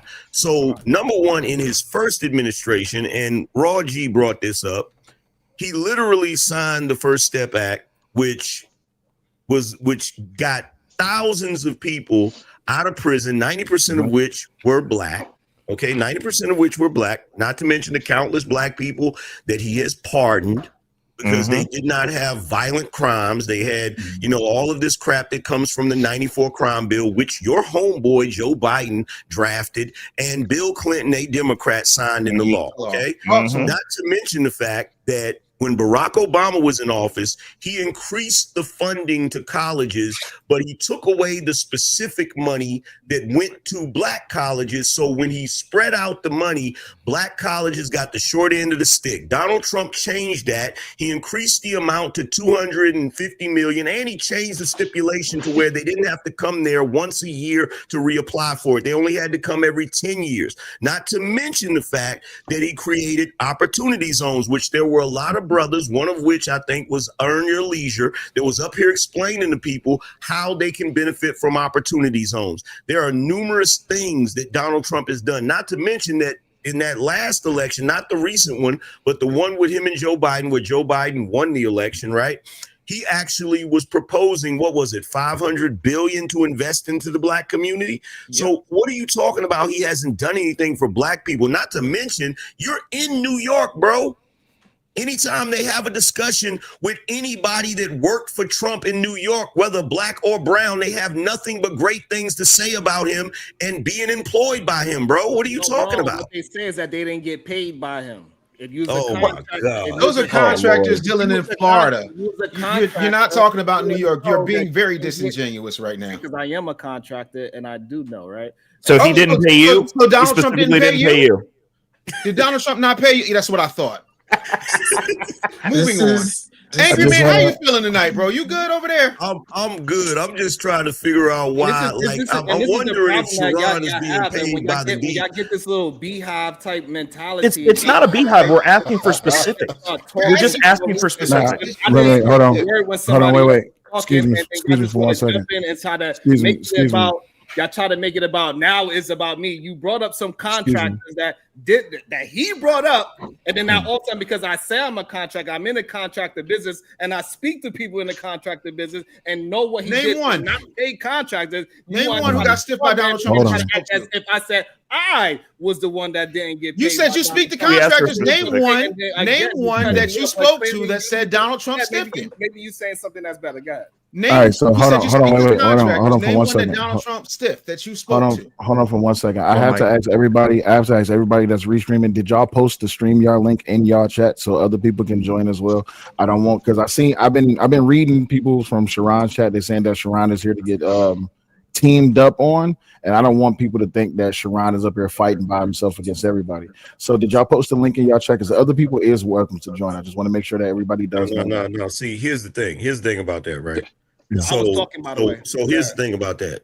Well, it's an open banner, so everybody can just jump in. You but here's the actually thing about overtalked that. Anger Man first. There are numerous times that I go to panels where damn near everybody's against me. So if Sharon can't stand the heat, you understand, he should be able to substantiate his shit because Sharon, you're an intelligent guy. You should be able to substantiate your argument. Am I right? As long as I could get my argument out without three people just jumping in to have a straw man Oh argument. no, but you were cooking both me and Angry Man. What happened? You Raekwon the chef. Look, man, y'all just proved this Sharon, point. we don't. Y'all really just we proved don't this need- point. No, we If don't need he's to not take allowed to Sharon. talk, Turn your phone if he's sideways. not allowed to Let him talk, know. and he's just getting over talk, that means that you're not hearing both sides of the Hey, argument. eat a man. We not trying to hear no Ninja Turtle logic right now, bro. Right, turn your phone We sideways, better- sir. Leave Donatello alone, Angry Man. That's not nice. So yeah, so like, I'll let y'all go though. I'm gonna let y'all go because So I want to talk about the Affordable Care Act. Yes. Want to blame Trump, but check it out. Let's talk about the timeline of the enhanced subsidies, right? Baby, your mic is going in and out. Yeah, You it's said going you in got and your out. you Turn got the your volume noise up. cancellation now. Oh, I do. You're right, because I Mhm. get money. My bad. Let me turn off my CRISPR. How about now? Is it better? It's Yes. better. Yes. Okay, perfect. Okay, so let's talk about the subsidies that are the enhanced subsidies that are expiring in 2026 that Donald Trump made sure it was expiring by double downing on it in the big beautiful bill. In 2021, the American Rescue Act, signed by Biden, temporarily boosted subsidies for 2021 to 2022 due to COVID. It increased the subsidy amounts for people already eligible 100% to 400% of the federal poverty level. Like, y'all don't even understand how much money that is, literally. It extended eligibility to middle and higher income households above 400% FLP. So 58,000 for individuals in 2025. Those subsidies are coming to an end. Yep. It capped premium contributions at 88.5% of income, often zero for lower incomes. Now, in 2022, the Inflation Reduction Act extended these exact enhanced rules through December 31st of 2025 only. No permanence and no further extension. So when Donald Trump says, we're not going to go ahead and extend that, y'all are mad because the Democratic Party used the American Rescue Plan to add to the GDP and the deficit in the country. That added a significant amount of money. And then y'all want to sit there and say the Republicans aren't doing anything. It's the Democratic Party that has systematically put laws into play that have added to the deficit and put America in a bad way. Into HQ. Please click the link because you have a lot to say in the super chat about how horrible Republicans are and how much Democrats did. So please come up here and substantiate your argument live in stunning 4K. First off, let me address something right quick. Black and Proud, Sharon was not set up. This was set up to be a very good discussion about what it is that we was talking about when it comes to the perception of how it is that Black people are being toe tagged, and that this is a very good discussion to talk about. So if you want Sharon to leave, then call Sharon, or I'm pretty sure Sharon is a grown man. He can decide if he wants to leave or stay. But the most important thing is that we're having a discussion. It's great content. No one's up in here going after him. There's no personal attacks whatsoever. It is a battle of intellect. That's it. So I don't know why. If they feel that way, come give him some help. Run from the back, run from the lockers with the chair. It's your music. The ring. They saying Sharon need a hot tag. Sharon, do you feel outnumbered? Do you feel downtrodden or anything like that? Do you feel uncomfortable? I'm always comfortable amongst my enemies. Enemies? I don't even know this man. Well, you know what? Enemy, brother. Look, you know what, Sharon? What the Bible say? I gotta prepare a table for me in the presence of my enemies. You all right? You good? Stop letting your chat. Your chat is a mess. Always crying. But here's the thing: I'm not your enemy, Sharon. See, what did you say? You said you listen to people talk long enough and you figure out what they think of black people. Ain't that what you said? That's what he said. Not your enemy, brother. NHT baldy face. Shut up, stupid. Don't address the Biden chat unless they put money on it. Don't address the chat unless they put money on it. Okay, well, I'm gonna just say this. Anybody thinking that Donald Trump is responsible for 4/5 of the national deficit is a freaking moron and a loser. All you have to do is use your Google search on your expensive ass phone, and you'll see that $20 trillion plus were added during the Biden administration in the C-19. Stupid. But we're oh my goodness. So see, this is where I disagree, because we're continuing to debase the currency now. Like, we're continuing to screw our people. Any debasement of the currency is anti-American citizen, period. Regardless of who does it, regardless of how much is done. And that's the thing that those of you who want to be on a team don't understand. Everybody gets it. When they debase that currency, everybody gets it. Yep. And no one's looking at what's actually going on, because we're arguing amongst ourselves about whose team captain is better. None of them are when it comes to that, because they're harming all of us equally. Well, Sharon was bringing up a point, and Sharon, I want you to finish your point, because I think you was offering something that everyone could really just bite into. The point that you was making was going towards what? I forgot what I don't know at this point. Because I say two words and then I get punched. So we'll punch you something. Not two words. Who is punching the chef? Oh God! Proven. I thought he was cooking. Hey, Sharon, you work in construction, right? Do you forget your hammer when you go to work, brother? Sometimes I use my hand. Boys. Do you forget your long johns when it's cold I use outside? my I'm just hand. trying to understand, brother. And when I go and put some work in tomorrow, when I have to swing my hammer, I'm gonna think of two faces when I'm swinging that hammer. Pause. Yeah, you're thinking about me and Angry Man when you swing your hammer. Ooh, yeah, that's okay. That's wild right there, bro. Yeah, Every time I hit the board, I'm gonna think. Every time you hit what? You done fucked up, Yo, I thought we was getting cooked, Angry Man. What happened? Absolutely, that's why you so emotional. And Your points are just not hitting in reality. So like what I was saying before, like the Democratic Party they push more of urban politics, and that's why black folks tend to deal with Democrats. They don't have nothing. What is urban politics? He doesn't know. He's just saying things. Why y'all keep saying I've been pointing? You haven't said not one effing policy for the whole night, and you keep saying I'm saying things. I brought up two policies that you actually agree with, and then now when we having a conversation, now you're just throwing out BS just because you have a couple of backup. But please, I don't need any backup. Of a policy that you agree with, that you believe that we supposed to be behind, because you haven't did it not one time. Wait a minute, angry man. Because we understand hip hop, right? Behind the black agenda. Like, I'm not the author behind the black agenda. I'm the author behind the real black agenda. It's the number one bestseller. Wait, but that urban is the word that's used for black people in the music world.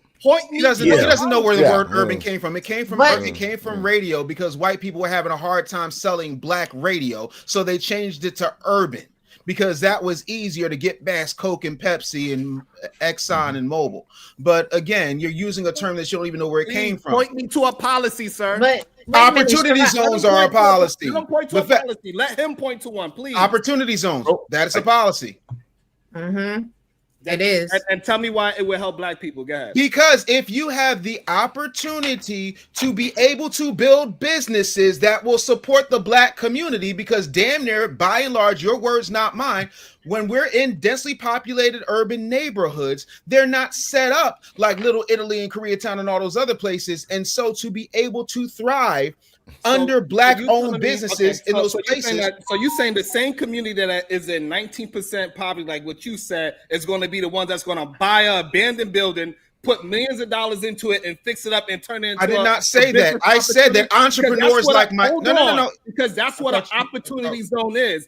An opportunity zone is when they changing the zone from a industrial to a mixed use, and most black folks, and even though it's going to happen in neighborhoods that's close by them, they do not have the money to go ahead and take advantage of opportunity zones. Okay, so black people do have the money. Black people generate $1.2 trillion per year, bro. So let me please. He asked me. I want to answer. I don't want nobody coming in this. Let him get what he wanted. So here's what you're missing. There are some of us that happen to be in the 1%, no quote to Bernie Sanders, who can actually build businesses, who have built businesses, who have taken advantage of opportunity zones. I happen to be one of them. I employ 300 people who look like me with very few exceptions. So it's not about the poor people who are there. It's about the people like me who are job creators who can employ the poor people who are there.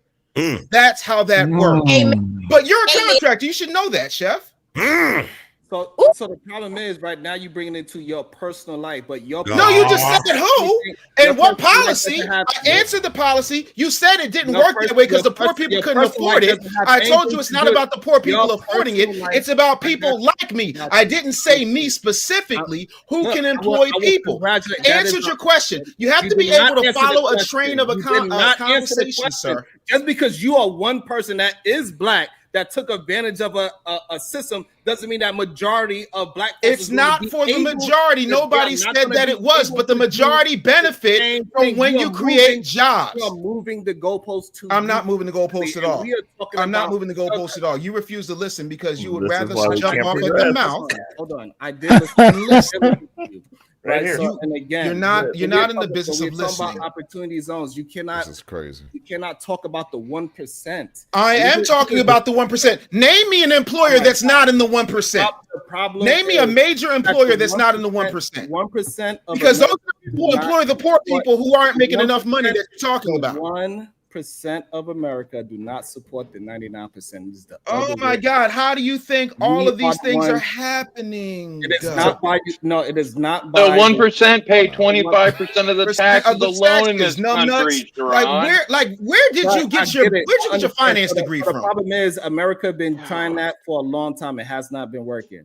Black America's been trying to vote Democrat for 60 years, and that has not been working, but you're okay with that. The only thing the 1% has been doing is raising the cost of living because they are bad business practices. You don't, well, for one, Sharon, you don't know. Actually, they are not. You don't know what you're talking about. The people are the ones that are saving these goddamn corporate welfare, act as if they rich, but you need. So, Sharon.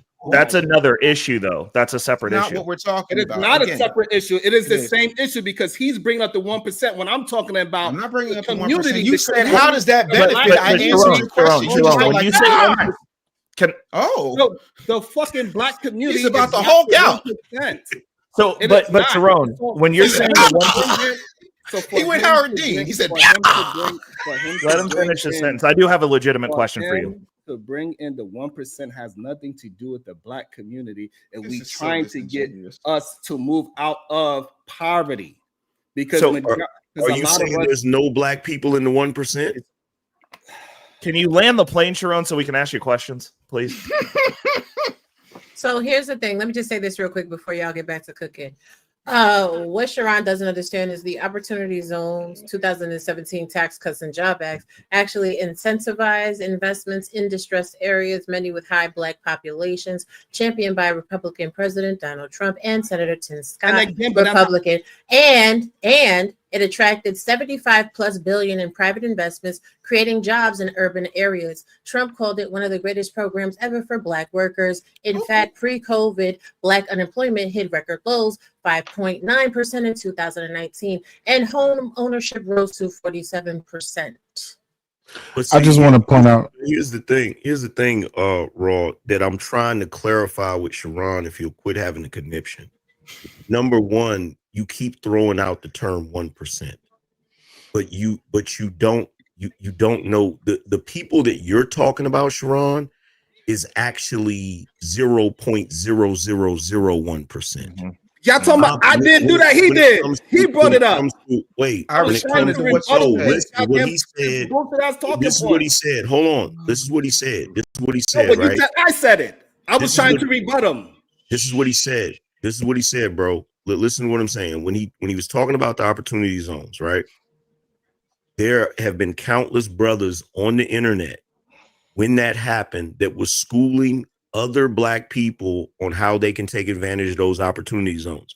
Because whether you understand it or not, as it pertains to the overall society, I'm in the 3%. As it pertains to black people, I'm in the 1%.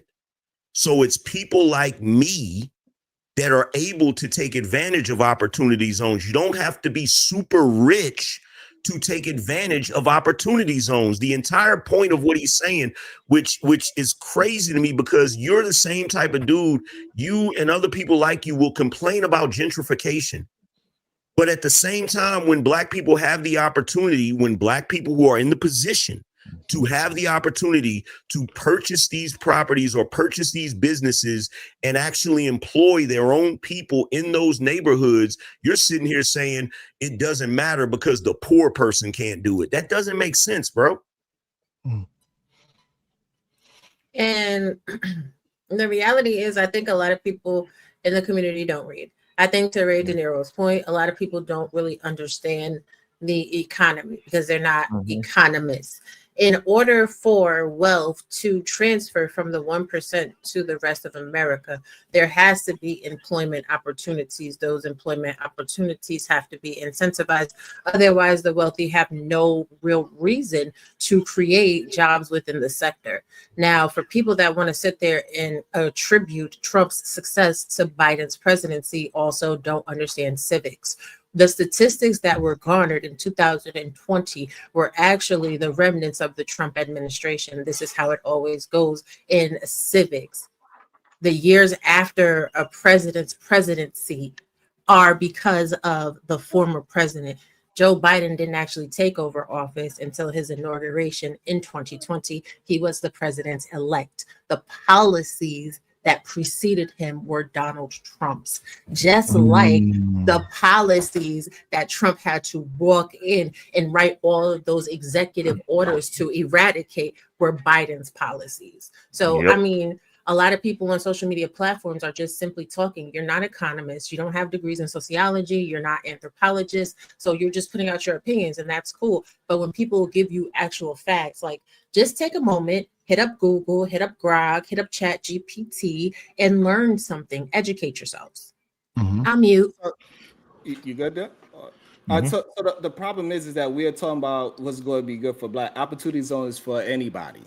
Anybody can take advantage of opportunity zones. It ain't for the community. Most of the time when these opportunity zones happen, other people from outside of our community is the ones that's taking advantage of those opportunities. And for us to act as if this is not happening in real time, it's horrible for y'all to act like that. This man that said that he is a part of the 1%, that is a bunch of people doing what he is able to do. It's just not a true statement. It doesn't help the black community the way how they say. Hey, Sharon, you never land the plane, bruh. You can't fly, angry man. Every time, filibustering. What's going on? Let's clear this up. Look, here's the thing, Sharon. I don't know if you realize you do this, but when you're talking, you always have a little pause where it's like you're at a stopping point. And then when someone tries to interject because they think you're about to stop, you get upset, bro. I thought you were about to stop. That's the only reason. I wasn't trying to interrupt you, bro. The thing about it is, look, you look at Harlem, right? When they talked about Harlem, right? They had a program where you could literally buy those row houses for like $10. It was some kind of crazy program. And there were numerous people that were talking about it. Jim Jones was one of them. He was like, bro, I should have purchased a bunch of those properties or whatever. But you know who didn't purchase those properties in Harlem? None of the rappers that were getting money. None of people that actually were getting a lot of money purchased any of that. Even Riz's brother talks about Staten Island. He said, bro, when we were making all of this money, I was buying up properties and I was telling everybody else to buy properties and they wouldn't do it. He said, bro, if we would have did that, we would have owned most of Staten Island. It's so when you're talking about an opportunity zone, you can't be mad if somebody else seizes the damn opportunity. Right. So the problem is that we are talking about building up the black community, and then you bring up opportunity zones where black people are not the ones taking advantage of the opportunity zones. And this is what I'm trying to have a conversation about. Go ahead with your fucking thing. Oh, excuse me, Sharon. I just had a real quick question because you said that the issue with the Republicans is that the Republicans are not creating policy for black people. Yes? No, I did not say that. Yes, you did. Oh, yes, you did. Because I just wanted to remind you of this. Again, we had over 200 years of slavery. Uh-oh. We had Jim Crow for almost a century. We had legalized discrimination, segregation, and now we have segregation and discrimination that is not legal but still exists and is a barrier to progress. We have disparities around housing. We have disparities around education. We have disparities around income. And we have to recognize that everybody did not start out on an equal footing in this country. And in particular, black people have not. And so we have got to recognize that and do something about that and give folks a lift up. That's why, for example, I'm proposing the LIFT Act. Give people who are making $100,000 or less as a family a tax credit, which will benefit and uplift 60% of black families who are in poverty. So by default, it affects black families, but there's not a particular policy for African Americans that you would explore. But no, if you look at the reality of who will benefit from certain policies, when you take into account that they're not starting at the same place and they're not starting on equal footing, it will directly benefit black children, black families, black homeowners. Double talk. Because the disparities. Word salad is delicious. So if we focus on the specific issues that have resulted in the greatest disparities, and we understand that that's part of why we're doing y'all talk for hours. Y'all, listen, it's not word salad. The reality also is. The fuck is this? The point is you disagree with what she's saying? Like, I'm trying to understand. Let me land my plane, and then I'm gonna let y'all go about being savages with one another. Yes, ma'am. You just said that you agree with what she's saying. That I didn't say that. Excuse me, I didn't. That policies don't have to specifically be catered to African Americans in order to have a trickle-down effect and be effective for Black communities and Black families. So it's okay when that is said by a Democrat, but when a Republican puts a policy in place that has a trickle-down effect for Black families, but it's not catered to Black families, you use that to vilify them and call them a racist. We call that in America being hypocritical, because at the end of the day, you Democrats that are constantly calling for specific policies for African Americans are consistently creating divisiveness and division within America. This is America. The fuck? Good night. America. Can I say something? And I don't 100% disagree with you, Sharon, on this one. I think that's the smartest thing that she ever said. And I never saw that interview. What she did, and this is what most people don't understand because most people just don't understand how stuff works, is you cannot write policy specific to a group of people. The way that they institute policy at this point is you target swaths of people that the group of people you're trying to write the policy to affect is the majority of that group. Okay, so what she was saying, I'll break this down simply for you, is Ray. So that is let him finish, Ron. Let him finish his point. Now I can't let him finish his point. Be quiet. Let him finish his point. Let him go. This is a black panel right now. Shut up. So Ray, why racism? Why racism? He goes straight to why racism? Don't help him. He's a man. He's okay. We don't need. But we don't. Wait. We don't need. This man is so concerned. But It's Sharon, okay. He's hold on, wait, mad. Sharon, It's but wait, okay. Sharon. Everybody had things to say about me. Wait, I'm just hold on. Wait. Time out. I'm just the host. Wait. Time out. Stop. Wait. I'm just the host. But wait, let's not do racism. Remember, there's replay value to this, but let's not do racism. I'm only the host. I'm not a panelist. So let's just not do no racism. All right.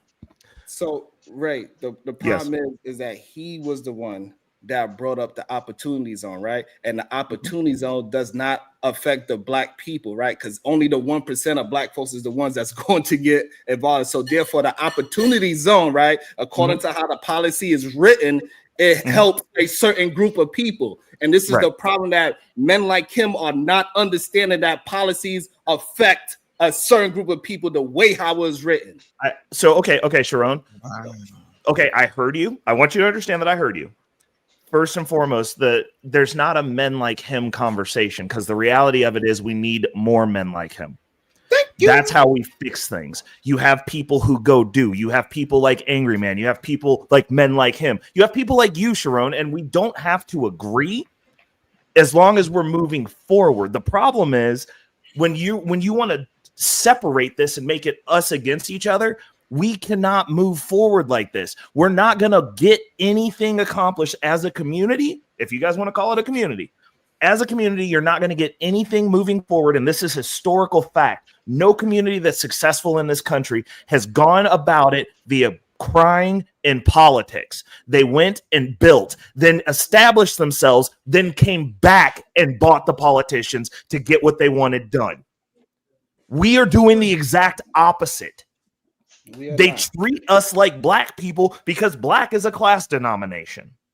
No, so historically, that's not what your country can do for you, but for what you can do for your country. No, I mean, or just go get what you're wrong. So people that are in agreement, they have their own packs. It's just that packs in America are not going to be one solid color. That's the only thing, and it shows on this panel, right? That we have different understandings. So people that rocks with me, we're going to move a certain way. People that rock with whoever else, they're going to move a certain way, and most likely they're not going to all be one race. It just what it is. So my question is this: I got a question have a group of people that navigate through this country that do move as a unit that controls what we can and can't say on this very platform. That part. They do it. It's because it's a platform, though. It's because they build things. When you build things, you control things. That's why he saying that he's of the 1%. We need to be going, hey, how do we replicate him? Because if he's the only one out there, all they got to do is get rid of him. They need to have to get rid of all of us. Yeah, because the problem, you have to humble yourself and understand when you're sitting with somebody that knows something that you don't. And he knows a lot of stuff that I'd say everyone on this panel doesn't, because he's more successful than the rest of us. But the problem is I don't know this man. And what the conversation that we having, it had nothing to do with his success or my success, right? So we were just having a conversation about politics. So I have no idea, besides that he's an author, I have no idea what his success is. We just having a conversation. Me and him didn't even say any real negative things towards each other. We're having a conversation about the disagreements in black culture and Democrats versus Republicans. That's all me and him has. So me and him don't have a long enough rapport to understand each other's success, so we could build on success. Right now, we and him just naturally disagree on certain topics today. Just a couple of quick things, because I got to get ready to one. Number one, Angry Man, look for an email from me. Number two, Google is a snitch. It'll tell all my business, but to save you the trouble, I'll give you the shorthand. I'm a 23-time author, 22-time consecutive best-selling author. I'm also behind one of the only Black-run commissions on Capitol Hill. It's called the Financial Services Innovation Coalition. You can look it up at fsicoalition.org. We just did the CBC. We've constantly been trying to put more Black people in positions so that they can get jobs, because what happens is 1%ers and 2%ers and 3%ers and 5%ers are the people who sign the front of the check, so that the people who are looking to get employed, who are underemployed because everybody's telling them they're overqualified, now have more opportunities to work. That's how that works. Aside from all of that, you can check out my book at therealblackagenda.com. And, you know, phenomenal situation. It's not about the fact that I'm able to take advantage of opportunity zones. It's the fact that if I take advantage of opportunity zones, I can then help more Black people make money, because we need contractors. So I can give you a job, Sharon. That's how that works. So on that note, I really want to thank you guys for having me. Hope we can do this again really, really soon. Please follow me on all social media platforms at The Business Bully, and please look for The Real Black Agenda, not to be confused with the other Black agenda that does not have my smiling face on it. And we'll definitely see you next time. Oh, thanks. You're putting a big shout up there. Yeah. Most definitely. I appreciate you stopping by, and it's an honor to have you, my G. I'll be speaking with you soon. And also, I'll be sending that address for the book. Absolutely. It's on the way. I appreciate it. Y'all have a good night. God bless. And again, I just want to thank Sharon personally for cooking me. I mean, if anybody has ever burnt Kool-Aid, it's this man here. Good night, everybody. That's because you're sweet. No, not as sweet as you. First of all, if I died tomorrow, you wouldn't be able to pull my wife. You know, the former Victoria's Secret lingerie model. Yeah. So until such time as you come anywhere near what I am, you can't call nobody sweet with your MC hammer. You have no idea. You have no idea what I am for you to say. Wait! Don't no. You just called me sweet. You just called me sweet. No, you said I can't come near you. You have no idea what I do for a living, or how far or close off I am. I'm talking about in status, stature, and reputation, my friend. Damn. I'm talking about distance. Because I'm talking about the same thing, my friend, because because it sounded like you were talking about something else, and I've got 3 Donald Trumps for that, and I don't mean 47s. Hey, it's okay. Like, hey, look. We'll make Castle Doctrine great again. I appreciate. I'm gonna stand my ground. It sounds like you're threatening. You're very threatening African American. You're cooking now. The smoke detector's going off. I heard the beep. You're in the Black community. I get it.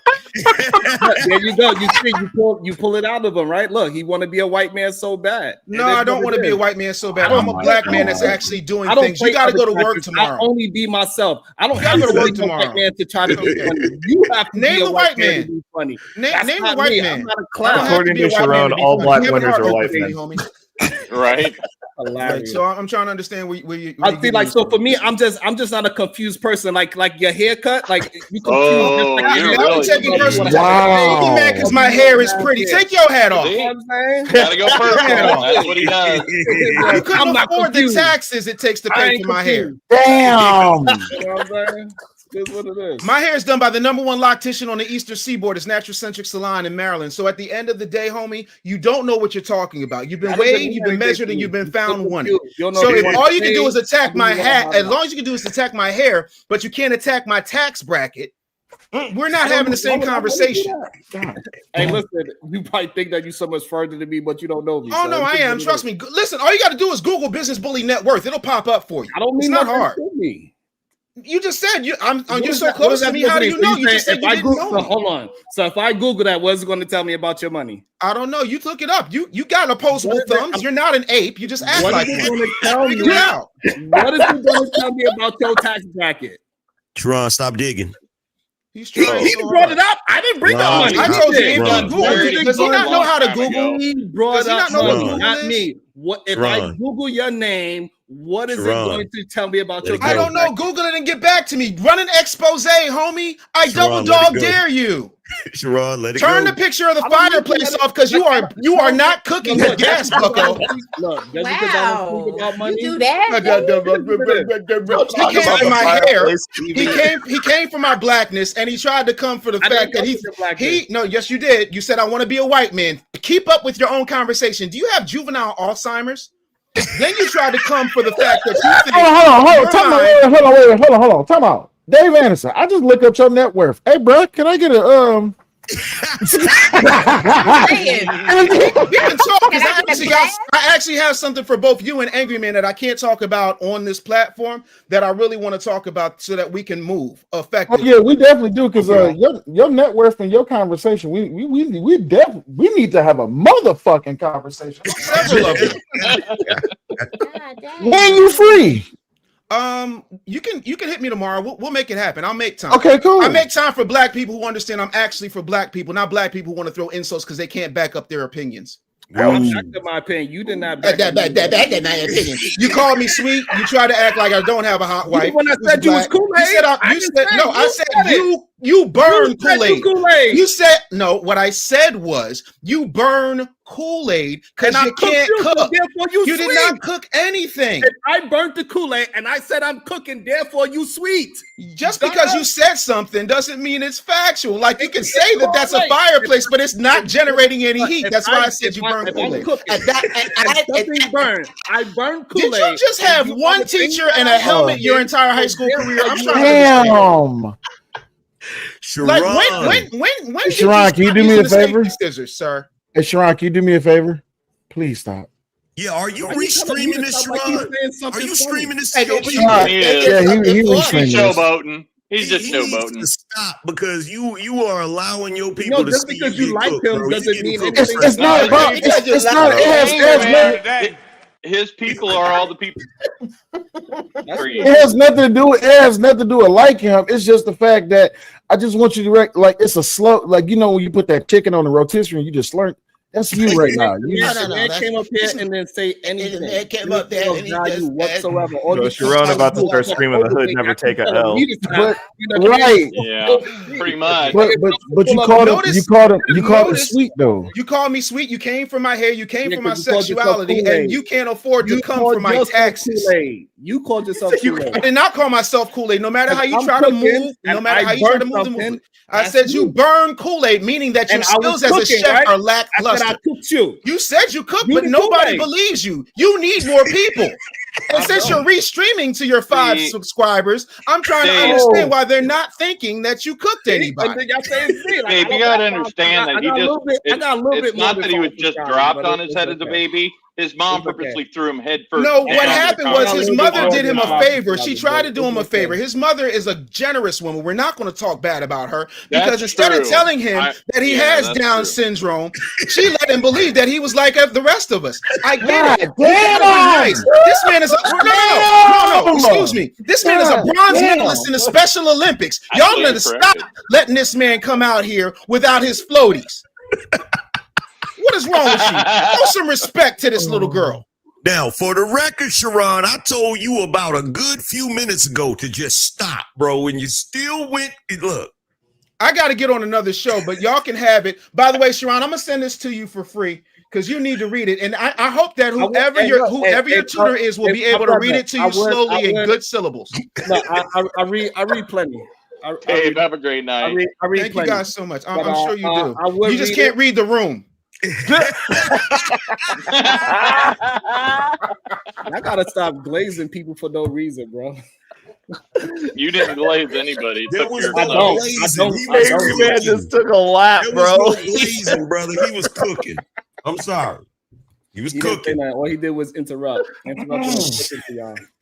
It is what it is. All I did was interrupt. Oh, sweet Jesus. That was all right, ladies and gentlemen. I am indeed back. Let me go ahead and it's just weird to me when y'all just You know what? Will, like I'm talking. Go ahead. You got it. I guess I took that breath that you talking about. Bro, let me tell you something, bro. Let me tell you something. And I have none but respect for all y'all, and I always let people finish with a full statement. And I don't have single time. Wait. Who you down here calling white boy and then saying, "Oh, I have all the respect in the world for you"? Fuck off, you racist. Damn. Now, Sharon, nah, come on now. He just got cooked a little bit. Y'all got to give him time to get it off. All right, so can y'all hear me or no? Yes, we can. Okay. So let me say this. Let me say this to Sharon. I don't want you said enough. You just got here, bro. You're going to have plenty of time to talk, brother. Let me just say this to Sharon. Sharon, You was losing that battle. You was losing that back and forth, and I was trying to save you, brother. That's all that was. What did you he feel say what I'm that saying? made I you was lose? just like, leave it alone, because he was cooking. That's crazy. Everything. He was cooking, brother. What did he say that was truthful? Everything. Everything. What? That's what I was trying. That's why I told it. That's why I tried to tell you to stop. What did he say about me that was truthful? I was trying to tell you. Okay. I'm not about to say that. I'm not about to say that. I'm not about to say the man. I'm not about to say the man money out loud. But can you mess with his tax bracket? Why would I say that online? Okay, exactly. So, but that's my thing, though, right? So, other than that, it's Sharon. You know, we played the dozens. Hey, when look, we was younger, I do construction. Hey, look, all I can say is this: I did a $10 million year. Nice. Since y'all so dumb, y'all well, no. And You're throwing out a business term. A $10 million year as a business isn't $10 million in your pocket either, though. But it don't mean anything. What's the even of it? Listen, I'm gonna go there and try to talk to people. Go ahead, talk your shit. Don't do that at all. Like y'all talk see your me, shit. Listen, the crazy shit is that y'all see me every fucking day. Like, get off of work. Hold up. Talk that shit. Talk that shit, Sharon. Oh, wait. Stop the press. I took a whole year. Stop the press. I took a whole press. year off of work, and my wife ain't never had to go to work. She ain't never missed a beat. I ain't never missed a fucking meal. I get fed 3, 4, 5 times. I mean, you could be on Time out. Black ass. Well, I mean, we know your mail was right. What's up, angry man? Million, so you're broke. All right, so hold on. Can we? The champ is here. I just my shit. Time out. Because I just looked up the brother's net worth. You seen his net worth too? And all I'm going to say is this. Sharon, shut the hell up. Just stop. Please shut the fuck up. Brother, just don't say nothing else. I can believe what y'all But that's too good. I feel like if people's net worth is tied to a Google, you stupid. Nigga. Hold on 1 second, because my internet about to go out, and I just got a question, right? And I guess this for Ray, this for Rob B, this for Sal said he's staying out of it, so I ain't gonna. I'm just a host. A host. So when y'all keep saying that these opportunity zones benefit Black people, these people that's taking advantage of these opportunity zones are not paying a livable wage. So how is that helping Black people? Do you want me to go first? Yes, sir. Okay. Yes, Ray. So yeah, this is open banter. Black people is it provides. If you're saying that they're not paying a livable wage, I work in construction. I'm half IT, half construction as well. If you're skilled at anything, you're getting a livable wage. Like it just is what it is. Like skilled labor, we're not getting replaced by AI. Robots aren't taking our jobs. So that is crazy. That is crazy that you didn't hear what I said. Listen, no. What I'm gonna say is, will you let me land the plane? I promise not to filibuster. I'm trying to answer your statement. So that's the first thing. The second thing is whoever's taking advantage of those opportunity zones is the one who benefits. One of the questions that I was going to have for Raw was what was the statistic on how many of those, the increase in home ownerships were people who lived in those zones, because generally speaking, they moved them out.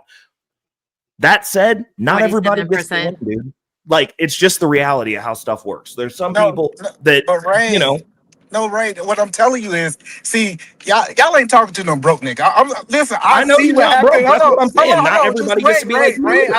No, listen, I see what happened in these opportunity zones. You have white people come into these opportunity zones, pay these people the minimum, and they get all the tax cuts. What are we talking about? Like, Black people do not benefit from opportunity zones. It's a lie. Okay, so here's the thing. So let me jump in here. Let me jump in here real quick. I don't want to talk to you. I want to talk to the lower Negroes. I'll talk to you about it. I'm surprised either man is even bringing this argument, right? Mm-hmm. So basically, what you're telling us is that because someone outside of the Black community is taking advantage of something that Black people themselves could take advantage of, that's on them, that Black people didn't take advantage of it. No, now let me tell you what I'm saying, Angry Man, because maybe you misunderstanding me. We made it seem like the people that was benefiting from opportunity zone was Black people.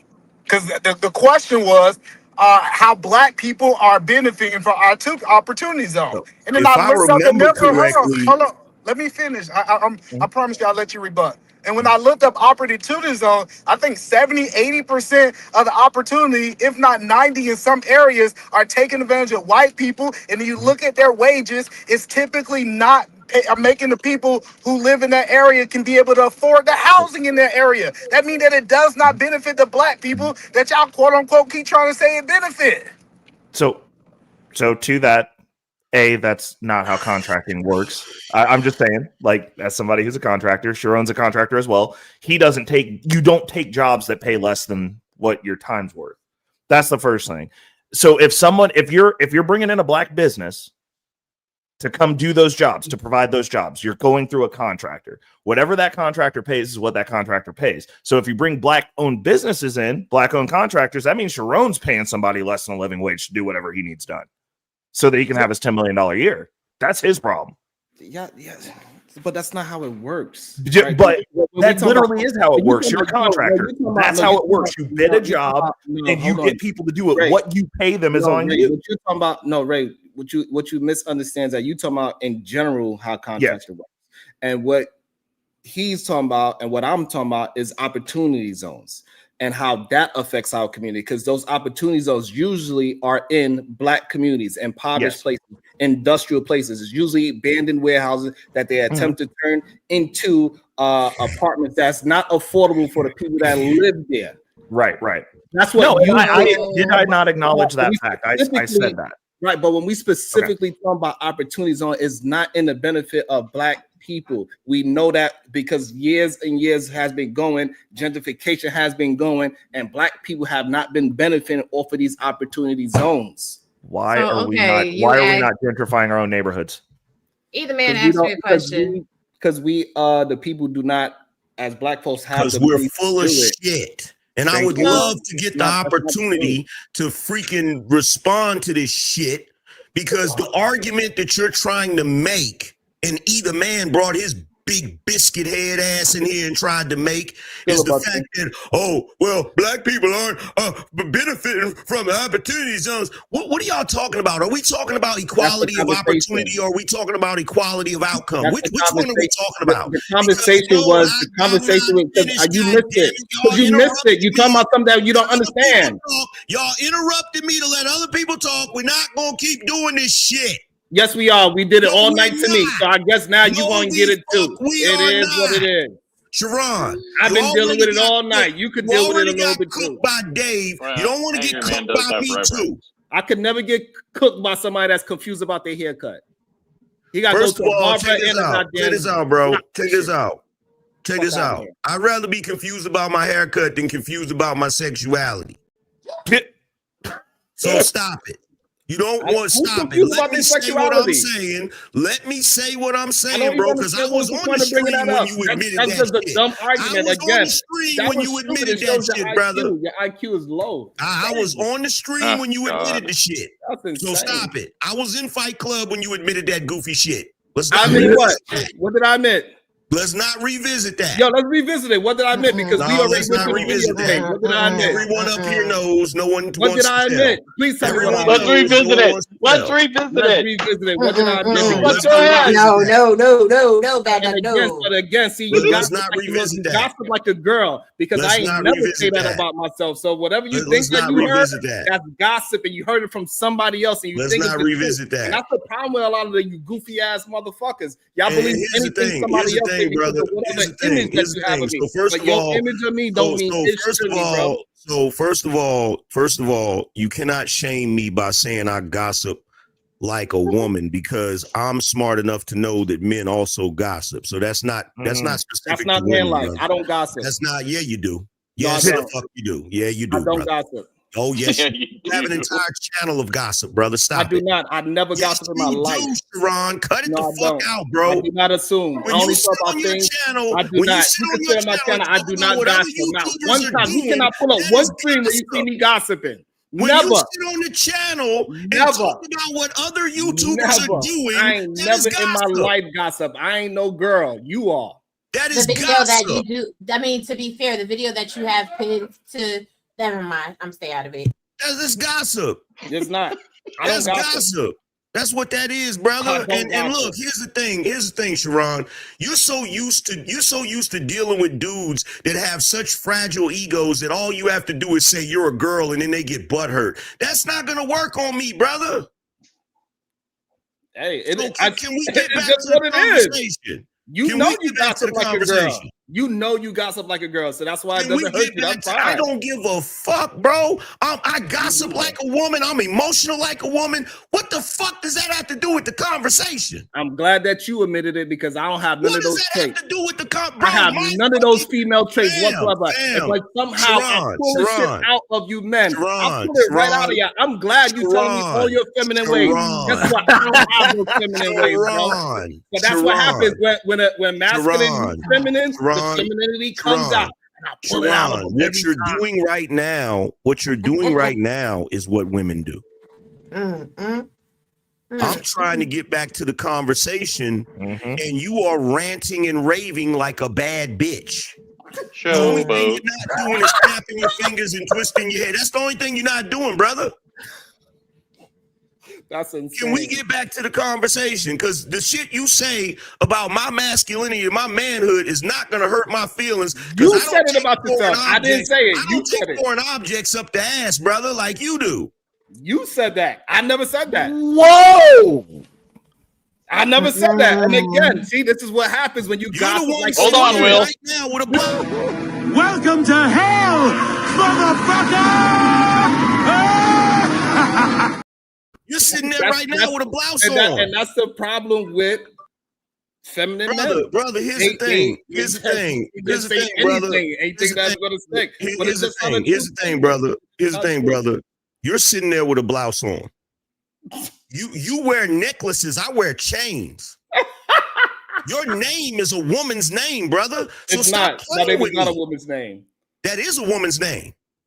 No matter how you want to pronounce it, that says Sharon. No matter how much you want to pronounce it the other way. It doesn't. You can't read. It is okay. Yeah, brother. You sound it out. Yeah, let's take it back to pre-K. Sound it out. SHA spells what? It says Sharon. SHA spells what? Go ahead. Sound it out. What do SHA spell? It says Sharon. Let's put it together. What do RON spells? It says Sharon. That's fine. That's you why can say you whatever always you have want, to explain it to everybody. That's why you always have to explain it to everybody.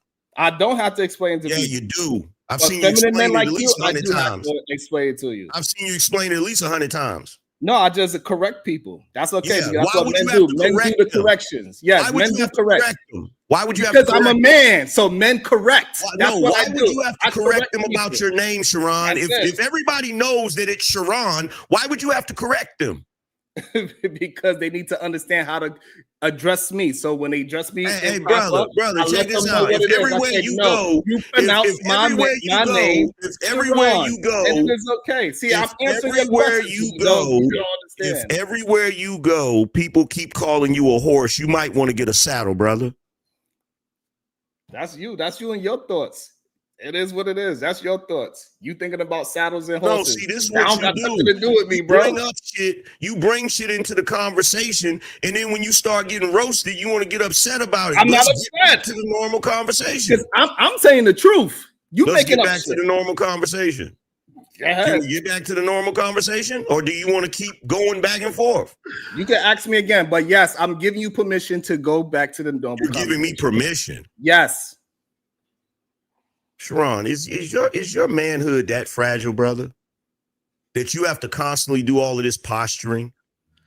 See, you wouldn't feel that way if you ate a steak and stopped letting people screw you in the behind, brother. That's you fascinated with doing freaky shit. If you stop doing those things, your manhood wouldn't be that fragile. Where you feel the need to constantly posture,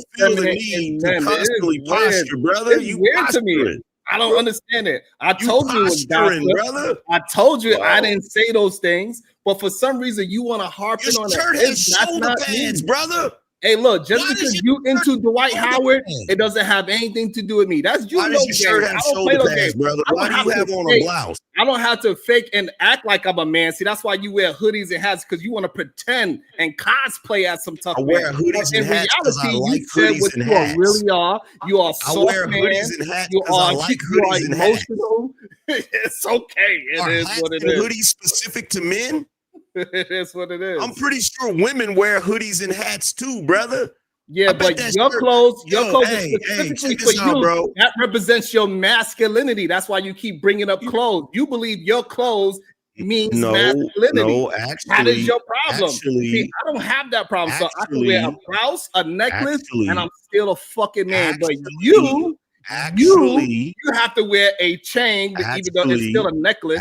You got to wear a hoodie and try to present as you some ghetto masculine man, like you a tough guy. It is what it is. I don't have to. So now being masculine is associated with being ghetto? To you. No, to you. That's why you said it. To you. To you, that's why you said it. The only thing that is representative of my manhood is my mentality, brother. I bet you that shirt snaps at the bottom, don't it? do you have to climb into that shirt, brother?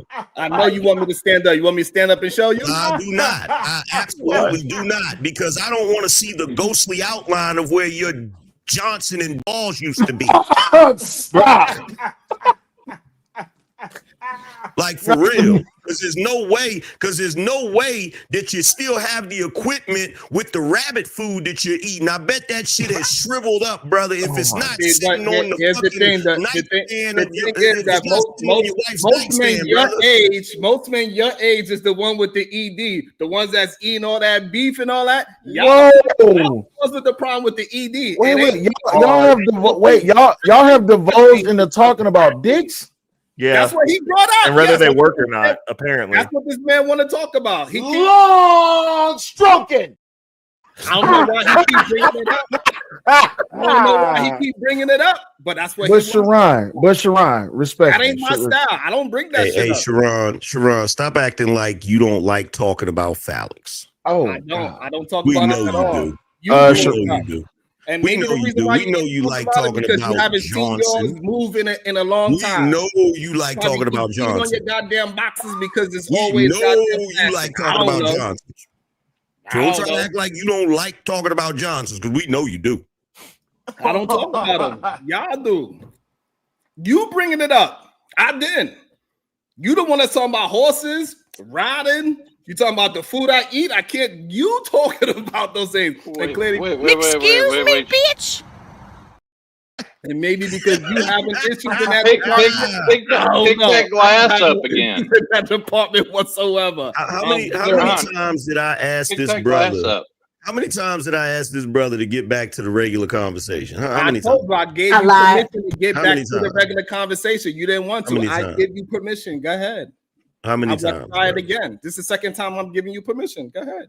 Nigga, you not giving me permission? What the hell is wrong with you? What is wrong with you, Sharon? You asked me, can we get back to the regular conversation? Yes. Angry man. You got my permission to get back to the regular conversation. Sharon, are you on your cycle right now, brother? What's is going your on ego? Is your ego hurt? What's going on with you, brother? Hurt? I don't understand. So you want to get back to the conversation. I'm granting you the permission to do so. Go ahead. You're not granting me anything, brother. What is the matter with you? You wake up for this bullshit, don't you? So going back to the conversation, y'all want to make excuses for black people that don't seize opportunities. That's what you want to do. And then you want to complain, just like Eda Man came up here and said, well, the people that come in and take advantage of the opportunity zones is not paying the people a living wage. What the fuck is a living wage? Can someone please give me the specific number that is a living wage? That is some propaganda rhetoric that people love to spew out of their fucking mouths. First of all, you can't expect to make a living wage if your ass don't have no damn skills. If you're an entry-level employee, guess what you have to accept? Minimum wage.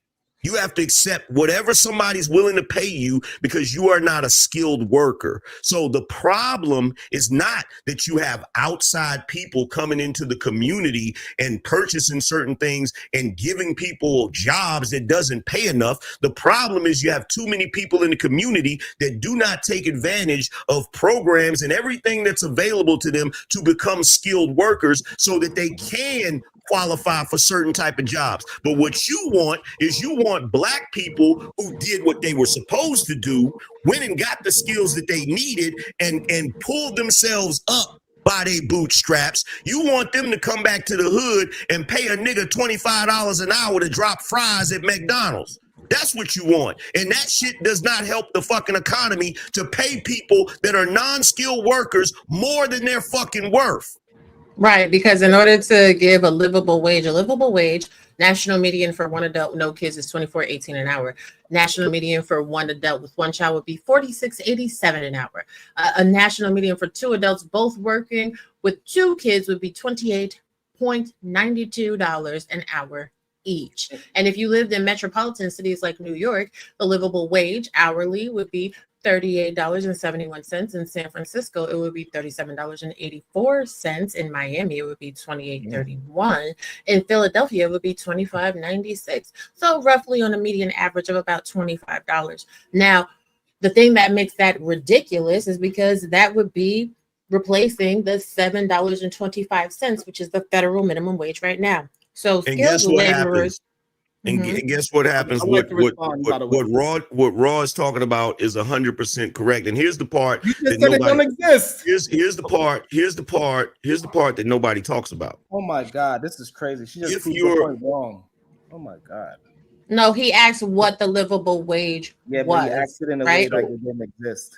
No, because what he was saying was that giving people an actual livable wage, what y'all are talking about, no company right now is paying anybody entry level $24.18 or 81 cents to start working. And become they so they can't. And here's they can. This is the part you don't get. They can't. Let me get over. I want to respond if you don't mind. All right. So they can, and the problem is that a lot of these businesses, they keep passing the buck to the goddamn consumer instead of doing better business so they can pay their goddamn workers. For some reason, we think that them keep raising the cost of living, but not raising the cost of what the average person can make and survive is okay. No, the person that is below the poverty line and he needs help, he is attempting to get to that livable wage situation, but they keep raising it by passing the buck on to the consumer instead of just paying people a livable wage. Okay, so number one, you have no grasp of economics at all. No, not okay, at all. None. Because here's the reality. When you let's say for argument's sake you create a new minimum wage that's $25 an hour. Let's say $25 an hour is the new minimum wage. Okay, you may have some corporations that might be able to pay that, but what they're going to do is they're going to raise the prices of their services or their products, right? So we agree. Or which is going to what? It's going to bring up the cost of living. That's bad business. All right. So the problem is, so how you give it? So can I please talk to that, Iggy, man? I want to talk to that, please, because we said the same thing. We said Sharon. You telling me, Sharon? Hold on, wait, Sharon. When you asked him, can he stop and let you finish? He let you finish. No, he did not. But yeah. Yes, he did. Yes, he did. He did. When you said when you went, well, hold on, wait, Sharon, respectfully. Hold on, wait, Sharon. Hold on, wait, Sharon. No, wait, Sharon. I can run. Sharon, I can run. Wait, Sharon, I can run the tape back. Sharon, I can run the tape back. That's one time. Okay, but hold on. But y'all haven't. Wait, Sharon. Wait, peacefully, brother. Y'all are having a great discussion. When you asked for him not to cut you off, he stopped. Just let him finish. Hold your point, write it down, and then you can rebut. Go ahead, Angry Man. If we raise the minimum wage to $25 an hour, which is supposed to be a living wage, one, it's not going to hurt the corporations because they have strategists that's going to figure out how they can pass that cost on to somebody else, which is gonna have effects in the economy. The people that are gonna be hurt by this is the small business owners, because they cannot afford to pay people $25 an hour. That's all I was gonna say before the baby started. Well, here's the thing. It's not even about politics, like, if we're honest. But nobody wants to be honest because people don't do the research. And since Ray De Niro does have a background in finance, I'm sure he can agree or disagree if I'm incorrect, since people think I'm not smart because I'm a Black woman and shit. It's the Fed that actually crushed the living wage. Okay, let's be freaking for real. Powell himself said in 2023, we need to see wage growth closer to 3% because wage growth at the time was 5.5%. There is, like, y'all really don't understand how money in America works. When we print money through the Federal Reserve, the American public owes the Federal Reserve $3 for every $1. So as money is continuously printed, as the gold standard is completely marginalized, this is how we get into debt. This is how wages cannot reflect inflation. As a matter of fact, non-financial corporations kept 60% of the inflation windfall instead of passing it to workers. And Federal Reserve data declared that corporate profit margins were 15.3% in 2024, and that's the highest since 1950. But again, I don't sit on panels all day doing celebrity gossip and worried about other people's business. I actually look at the economy that I live in. Now, in regards to the question that I was asked specifically about how the opportunity zones help Black people, let's start here. Let's start here for a moment, shall we? Do I need to remove something to add that in, babe? Oh no, I think I maybe just need to do like this. No, okay. But let's not make it too long, because Sharon. I'm not going to make it too long. Sharon can write it down. This is another thing. When y'all are on panels and people are talking, come with a notebook and a pen and write down the bullet points of what you want to say so that you don't have to interject on people. I'm just saying real quick. Anyway, Fortune 500, Black people unemployment rates compared to white people unemployment rates. If you pay attention to the chart, class, in the 1980s to 1985, Black people's unemployment rates were all the way up over 20%. Get into it. In 2010, during the Obama administration, up from 2008 to when Trump got into office, oh my God, look at the arc. It was over 15%, closer to 17. During the Donald Trump administration, 2016 to 2020, we hit historical lows. What the opportunity zone policy did was feed this drastic drop in the Black community of unemployment rates. I don't give a fuck about what you feel about a livable wage. How about Black people are actually getting jobs and actually getting paid?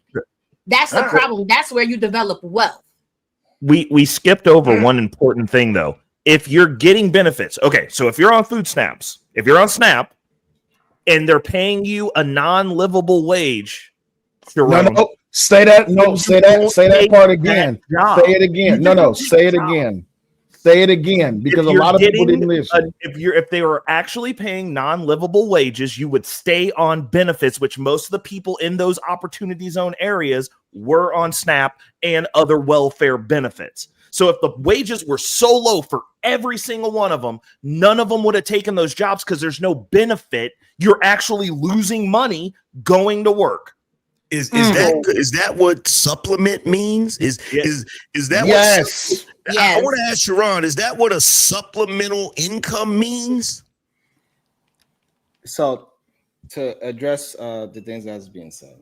But that's the other part that nobody wants to talk about, is the fact that you have Black people that do not pursue jobs that pay more money or get skills that pay more money because they don't want to get cut off from their supplemental benefits. And you can build wealth with a low wage if you're not tricking over on dumbass shit or hoe shit. If you're not out here trying to buy everything else to impress everybody else. If you pay your fucking bills and you building up your credit, if you is on $7.25 an hour, go get you a self-lender credit card, build your credit, invest into yourself, $25 a month, and build your credit portfolio. You will have a CD when you exit from that program that you can double down and reinvest into yourself. Come on now, let's be so fucking for real. Like, I get tired of people with these conversations and these talking points because y'all want to be at the bottom of the hill. Y'all want to be beggars. Y'all want white zaddy to take care of you and then point the finger and say that, oh, it's the men doing it and oh, it's the women doing it. It's everybody in this fucking community that sits there and they want to survive instead of live. I don't know what y'all mamas and y'all daddies taught you. You're supposed to live, not survive. Let me shut up though. Go ahead, Sharon. You got it. So no one's going to interrupt you. Go ahead. So the problem is that when the corporates started taking over, this is the reason why small businesses actually lost. It don't have nothing to do with the minimum wage. The problem is that the cost of living keeps going up, and they keep trying to keep people at the poverty line and below the poverty line. What we need to do is fight back against the corporate world, because they are the ones that are keeping people below the poverty line. They're the ones that killed the mom and pop shops. It wasn't the livable minimum wage. That's the issue that we keep having. And for some reason, people that are below these corporations, y'all keep fighting for the corporations to keep raising prices. That is not smart business. We need to let them fail. They cannot afford to pay their people and they can't figure it out through business. Oh, well, let their business fail. Just like they did the mom and pop shops. We got to stop saving all these goddamn corporations, because taxpayers is the ones that save them. If they can't figure it out, let them die. But you cannot keep raising the cost of everything and then keep saying that poor people are the reason why they are poor. If if at one point it was $725 and people was able to buy houses in the 1950s, it shouldn't have moved to now that same house is $500,000, $600,000, $700,000. It's not worth that. So we cannot blame poor people for being poor. Okay, so you're right. You are correct, Sharon. You can't blame poor people for being poor. You blame the government for debasing the currency. Literally, all you have to do is go back to 1971. We went off a gold standard. Unmitigated social programs, no unmitigated war. The government no longer has to answer to the people because they don't have to raise bonds to pay for anything because they get to make up money. You can't say that a corporation or anyone who sells a service can't raise their prices when the dollars that they're getting for their product is worth less every year. The only thing you can do is raise prices because the dollars aren't worth anything. Our federal minimum wage, wait a second, I'm going to get to this. Let me land. The federal minimum wage hasn't gone up since it stopped at a certain point. So you're right. That is not good for the American public. The other issue you're running into is we don't need to employ people. Most people's jobs aren't even needed. They're allowing you to go do things. You can have a job, Sharon. You're skilled. I can have a job. I'm skilled. Angry Man, Cellulite can have jobs. They have a skill. They add value, right? Normal people, the person who goes to McDonald's that's going, I work at McDonald's and I drop fries, I need a living wage. They don't even, technically speaking, you have become so low skilled that you're not useful in society if that's your career path. No one as a child went, yo, I want to go drop fries. That is not a career path for adults. That's a job for kids. That's supposed to be a first job so that you can learn some responsibility. You're not supposed to exist off of that. Wait a second. What was he laughing about just now? I don't know. Probably because he forgot my name. But before we even go any further, what was you laughing at? Please, because I think I have an idea. You're a skilled person, so you gonna find word. I'm a skilled person. I can find word. Angry Man, and then he moved on. That was hilarious. I said he's skilled. He can talk. He's built a platform. It was the pause that made it. It was the pause that made it funny. Before anybody say anything else, hold on. Got you. So wait, hold up, time out. Wait, stop. Where is the support for the show? We are 2 hours and 50 minutes in. Our last super chat came in at 8:30 p.m. Where is the support for the show? Hit the Cash App, hit the super chat, get the support up. Let's go. Go ahead, Angry Man.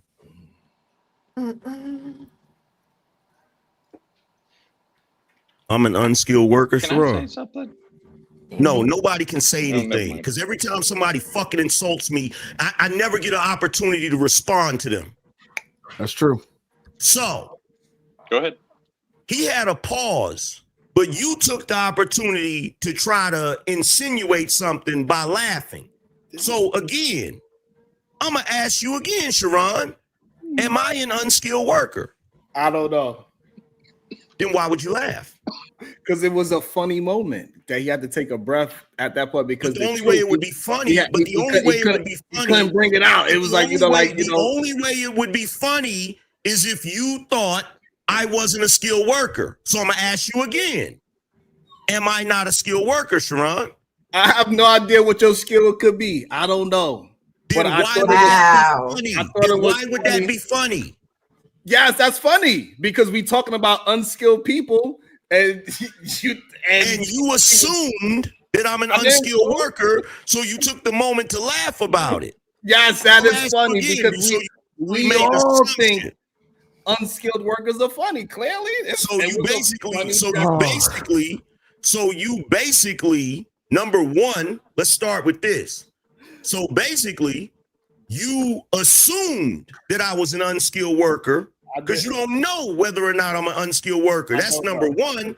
And number two, you're not really standing on business. You don't really give a fuck about the poor. You don't really give a fuck about unskilled workers because why would you laugh at somebody that you think is an unskilled worker? Because it's funny that you would be considered the unskilled worker. That is how. But I'm not an unskilled worker. Regardless, the moment was still funny. But I'm not an unskilled worker, and I'm still trying to figure out this is why I don't have no. Respect. This is why I don't have no respect for liberals and Democrat type niggas. I'm not because you're phony. You assuming. You act like you give a fuck about people that are unskilled workers. You act like you give a fuck about people that are poor. You act like you give a fuck about people that can't pay their bills or whatever. But really, you only talk that shit because you want to argue with people that are on the other side of the damn aisle. You just want to have something. That's not the reason why I'm not finished talking. I'm not finished talking. You just want to have something. You just want to have something you can argue with a conservative with. But at the end of the day, you really don't give a fuck about those people because if you did, you wouldn't think that things like that is funny. No, it's only funny because it was you. That's but I'm not an unskilled worker. It was you. It doesn't matter. It doesn't matter if it's me or not. Other people. It doesn't matter if it's me or not. It's okay. You all right? It doesn't matter if it's me or not. Yes, it does. No, it doesn't. It absolutely does. It absolutely doesn't. Because the way how the conversation was going, absolutely doesn't. It was funny. And again, you being sensitive, and you can try your best to explain it away. You can try your best to explain it away, but you just exposed yourself. I didn't expose it. Yeah, you did. That's fine. Whatever the case is, I'm an open book anyway. If I'm exposed, I'm exposed. I ain't never try to hide anything. So that's the thing. So you trying to make an assumption that I was trying to hide something. I don't try to hide anything. I don't need to hide. I don't need to hide anything on the internet. The way I am here is the way how I am outside. Nobody said anything about you hiding anything. That's why I asked you questions. Ain't nobody said nothing about you hiding anything. That's why I asked you questions. Myself. No one said anything. No one said anything about you hiding anything. That's why I asked you questions. Right. So you can't expose me. It's nothing for me to hide. You exposed you. You exposed you. Right. It's nothing to expose. You exposed I laugh at you. Why would an unskilled worker be funny? It's not you are the unskilled worker that is funny. I'm not the unskilled fucking worker. Just like I'm not the unskilled worker. Like I don't think having messed up teeth is funny, but you having messed up teeth is funny. I'm not the unskilled worker. That's all. I'm not the unskilled worker. Clearly, you feel away, so it must be. It must be. No, true. I definitely feel away. I definitely feel away because you think you're gonna sit up here and try to clown me after homeboy just clowned the shit out of you for being broker than him. Yeah, but he has no proof of it. I don't care. He kind of whatever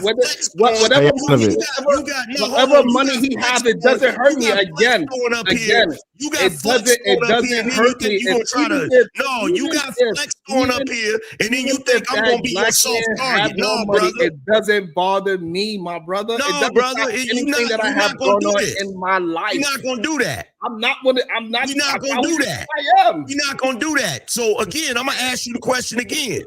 Like him having, even if he has some more money, what does that mean? It don't mean anything to me. Again, I'm gonna ask you the question again. Are you saying that I'm an unskilled worker, Sharon? I said the moment was funny. I don't know what. Are you saying that I'm an unskilled worker, Sharon? What I'm trying to tell you, I don't know what skill you have. Are you saying? No, you do know what skill I have. I don't. Yeah, you do. There's one skill you know I definitely have. I don't. What's that? What you trying to educate me on? Because I don't know. It's the thing that you're currently trying to do on YouTube. Which is what? Yeah, that's one skill I definitely have. Okay. That's one skill I definitely have. The shit that you're on YouTube trying to do right now. I'm not trying to do anything on YouTube. I'm doing what I do. I'm doing what I do on YouTube, my brother. No, bro. I'm doing what I'm doing on YouTube. Don't do that. Don't do You wanna argue? I can't argue with you. You're definitely trying. I don't understand what you're definitely trying. I'm not trying to do anything. I'm doing what I'm doing on YouTube. No, you're not. You're really not. Okay, fine. That's your opinion. You're really not. I guess you're anybody trying. that's doing less than you is you're not trying. doing something on YouTube, which is fine. You've been trying. doing it for 20 You're years. trying. Fine. You're trying. The only difference between me and you is some time difference. That's all. You're You a trying. No, dinosaur. it ain't no time. I am No, not. brother. It No, is see, what it is. this is I'm what glad I that mean you've right been doing here. it for a See, very this is what long I mean time. right here. This is what I mean about. This is what I mean Fine. about I don't- suck I don't- ass I don't niggas. talk- This is I don't what I talk mean bad about about suck your ass YouTube career. niggas. You brought it up. In one breath, he's flexing. In one breath, he's flexing because he's a goddamn ditch digger. He's fucking flexing about that. Oh, but you then the talking moment about somebody starts talking about their fucking accomplishments, now all of a sudden you want to diminish it. Down. You a fucking hater, bro. I'm not. You brought it up. I did not. Bro. This is You the a second time. fucking This is the hater. second time you do that. You a bring it up. hater. You You're bring a it up, hater, you bro. Well, I'm hating on you. You're a hater. You're Explain. a hater. I don't hate on you at all. I don't hate on You're nobody. absolutely a fucking hater. Absolutely You're not. absolutely a hater. Hey, just because I'm telling the truth or because I laughed at a joke that was funny. You're not telling the truth because we still trying to figure out whether or not you think I'm an unskilled worker. I told you it doesn't matter if I think you. I don't know what skills you have. I have no idea, dude. What? Okay, so you're saying that you don't think that there's a hierarchy in how this YouTube game works. You don't think that. You think that the only reason Angry Man is where he's at is because of time. Literally, anyone who's done this as long as Angry Man will be where he's at. Hold on. Are we conflating skilled worker with YouTube? Do you not think entertaining people and gathering an audience and building a community are skills? Are we yes or no? confusing a skilled worker with YouTube? Yes or no? Those Are two you saying that gathering a community, having an audience, and being able to entertain people are not skills? So comedians are not skilled workers. Actors are not skilled workers. Are you saying that right now? To be fair, YouTube is also an author. Right. YouTube is a multi-billion-dollar platform, and you have to have a skill set in order to be able to advertise effectively. YouTube yes, you do. YouTube is in fact sales and marketing. No. So but when we was having the conversation of skilled worker, nobody was thinking about YouTube. Let's not like when he was having a conversation and he was talking about skilled workers. That's like saying CEOs aren't skilled workers.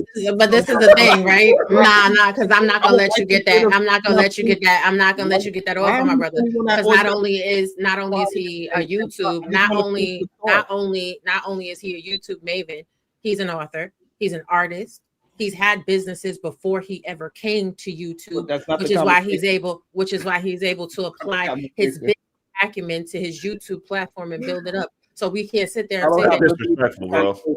The conversation is about skilled workers, right? So let me ask you a question. Wait, let me ask you a question. Is doing tattoo? Let me ask you a question. I understand that. Let me ask you a question. Wait, hold on. Wait. Let me ask you a question. Wait. Time out. Stop. Let me ask you a question. Is being a business owner a skill? Is running a business a skill? No. Okay. Is growing 817,000 subscribers on YouTube a skill? No. Okay. Is owning a barbershop a skill? Owning a barbershop? No. Is operating in a barbershop a skill? Operating one? No. Owning and operating a tattoo shop? No. So y'all are saying that YouTube is not. So wait. Last question. Is becoming a successful businessman a skill? No. How does that work? Hold on for a second. I don't understand how that works. So Sharon, let me ask you this question. Let me ask you this question. Is being a licensed machine operator a skill? No. Wait, stop. No. What? Wait, what? Sharon, wait.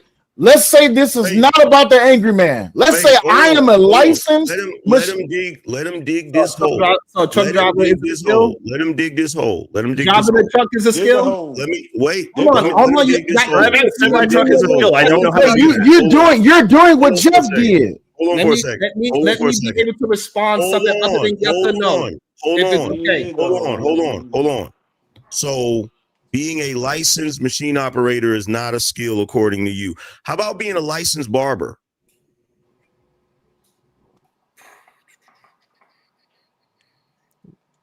He gonna duck face you to death. Sharon, that was a question for you. Right, but y'all not allowing me to talk.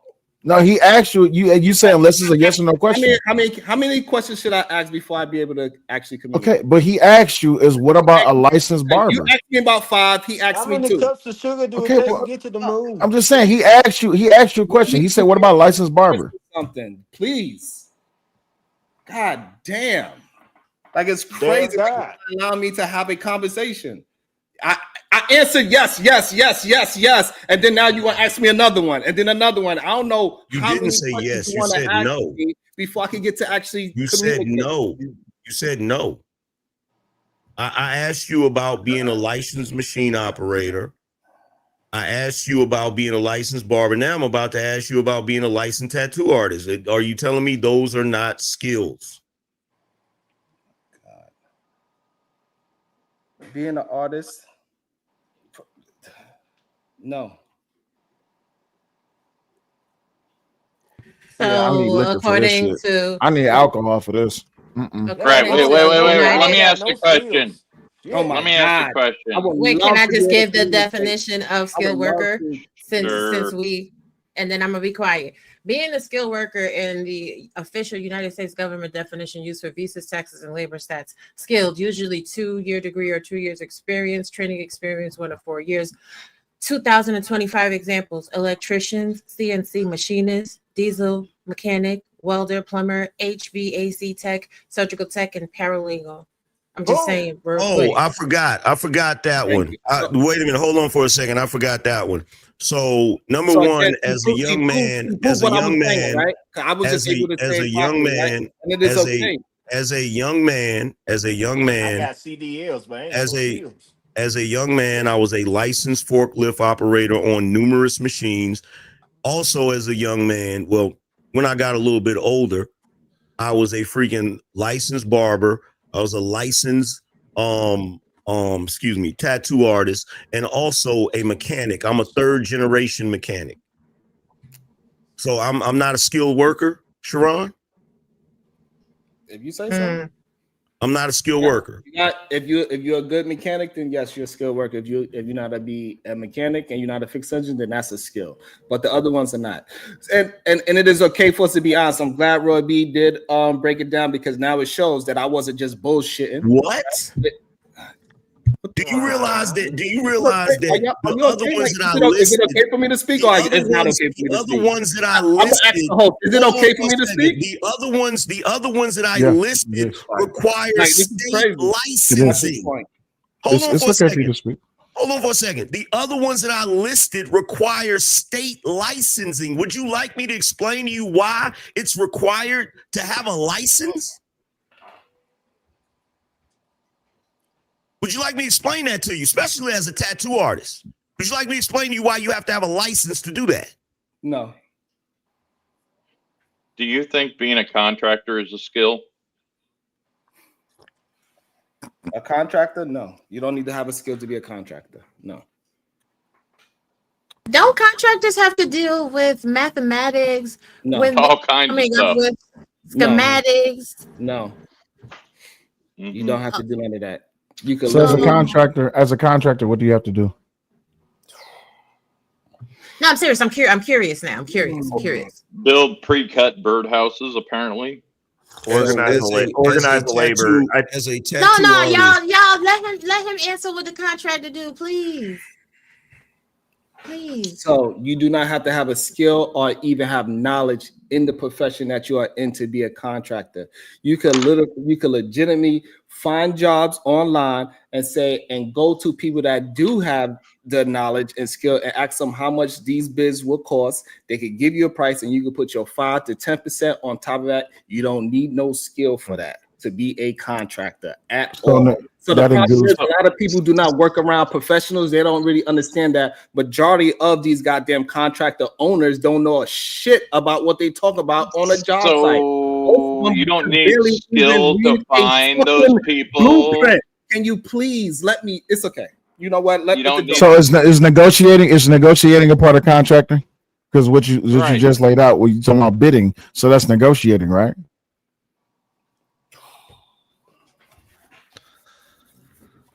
So now I can finish saying what I'm saying, possibly, if that's okay. What do you think is a skill? Maybe I can't. Maybe I can never finish a fucking statement because I'm just dealing.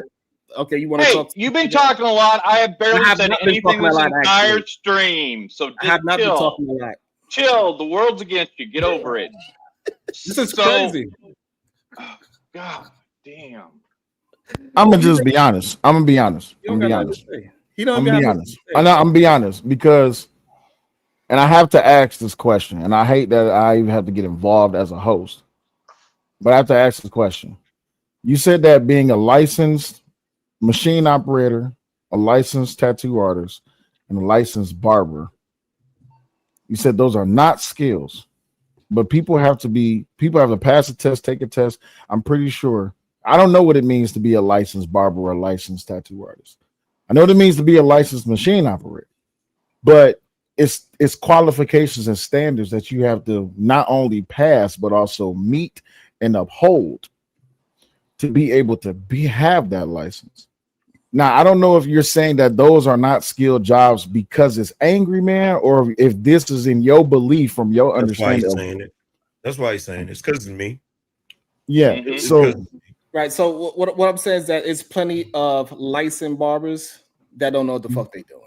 It's plenty of licensed electricians don't know what the fuck they do. They don't have no skills whatsoever. It's plenty of people that come out of school straight up 4 years. They come out of school. They have all those things that you're talking about in the definition. They have no skill. So again, that is not. I'm not going. I'm not going to let you do that. I'm talking about experience. Now you're talking about something different now. I'm not. Okay, so number one, I'm not going to let you do that. In order for you to get a barber license, you have to have a certain amount of hours where you learn numerous things. Now, once you get your license, whether you're awesome at being a barber or not, has absolutely fuck all to do with the fact that you are a skilled worker. It is a skill that you have to learn. Right. Again, it's plenty of people that comes out of school, they have the license, they have the so-called knowledge, but they have no skills. You still got to hold a fucking hand. So just because you're looking at skill with a different stop, wait, let him finish. Stop, wait, let him finish, please let him finish. Because Sharon, you don't know the grave that you're digging right now. So let's finish your statement. So wait, just because you come out of school or just because you pass the standardized test or meet the expectations to become a licensed person, that doesn't mean fuck, because you can have all the degrees, all the licenses, and still be a piece of shit, right? It means that that doesn't necessarily mean you have a skill. Oh, just like Kamala Harris. So Kamala Harris was never president worthy. I don't know where the correlation is at with that. I mean, just because Kamala Harris was a vice president, just because she was a lawyer at one point in time and she was a politician, that doesn't mean that she was president worthy. She has okay. Take your time. out of the grave. There we go. Look up. Give us that. It's okay. Like if y'all just want to clown and not let me finish the statement, then that's fine. This is what happens when you're wrong and you try to make yourself right. This is what happens. See, you wanted to bust out laughing because you thought I didn't have any other skills. You don't have any. It's okay. What? It's okay. Angry man, if he doesn't like you, he's the arbiter of who's skilled and who's not. To the bait. Hold on. What did you say? It's okay. He said you don't, and it's okay. It's okay. Yo, Sharon, I'm gonna tell you some real shit, bro. You a sucker ass nigga. There ain't no other way to describe it. You a sucker ass nigga. And I'm gonna tell you something right now. Since you wanna be a YouTuber, when you reach my level, then holler at me, you bitch ass nigga. Cause that's one skill you ain't fucking got. Why the fuck you ain't somewhere? Why the fuck you ain't somewhere? Why the fuck you ain't somewhere being a contractor instead of being in my space, nigga? I do it every day. Yeah. You come up here every day and you try to do what the fuck I do. I don't try to do what you do. Lame ass. I don't try to be a liar. You a lame ass nigga. And when you finally get to fucking 100K, then holler at me. And then when you multiply that by 8, holler at me again. Damn. You bitch ass nigga. That don't mean nothing to me. Like it means something to you, and I'm glad that you base your life you on weak as fuck, nigga. Fine. You weak as fuck, nigga. Yeah, I mean, but you saying it doesn't mean anything to me. You weak, my nigga. It do mean something to you. Then why you doing it? Then why you doing it? Then why you doing it? I said you. Why you doing it? Why you doing it? You saying those words. It does not affect. Why you doing it? Why you doing it? Why you on? If you make so much money as a contractor, why you on YouTube? The only difference between you make so much money as a contractor, why you on YouTube, my nigga? It's because I want to be. I don't know what's so. I don't understand. Because he wants attention. This is the wildest logic. Give me some love and a hug. I don't understand how that's not a that's a wild logic. Nigga, you don't even know what the fuck a skilled worker is, bro. So stop talking. You don't even know what the hell a skilled worker is. You don't even realize the hole you was digging with that whole line of logic. You don't even realize the hole you was digging with your dumb ass. Yeah, I know. So the thing is that, like, hey, a lot of people think they have some kind of skill set because they do a job. That doesn't mean that you have any skills. Just because you got a license doesn't mean you got skills. What you're saying is jobs don't require skills. It's experience. Now they gave it to you clearly. Now they gave it to you clearly. But so the problem is that you don't understand the word skill and how it's being used. Give me anything, bitch ass nigga. If it's that easy, why the fuck ain't nobody give it to you? Because I'm overqualified to be a goddamn. You ain't overqualified for nothing, nigga. You ain't never been overqualified for anything in your fucking life. All right, according to you. What's your overqualifying skill there, Sharon? It is what it is, but I don't have to prove anything to anyone. Yeah, I live my life. Oh God! You sound like a fucking bad bitch. I'll take care of what I need to take care of. Like I my life. So you know what I'm saying?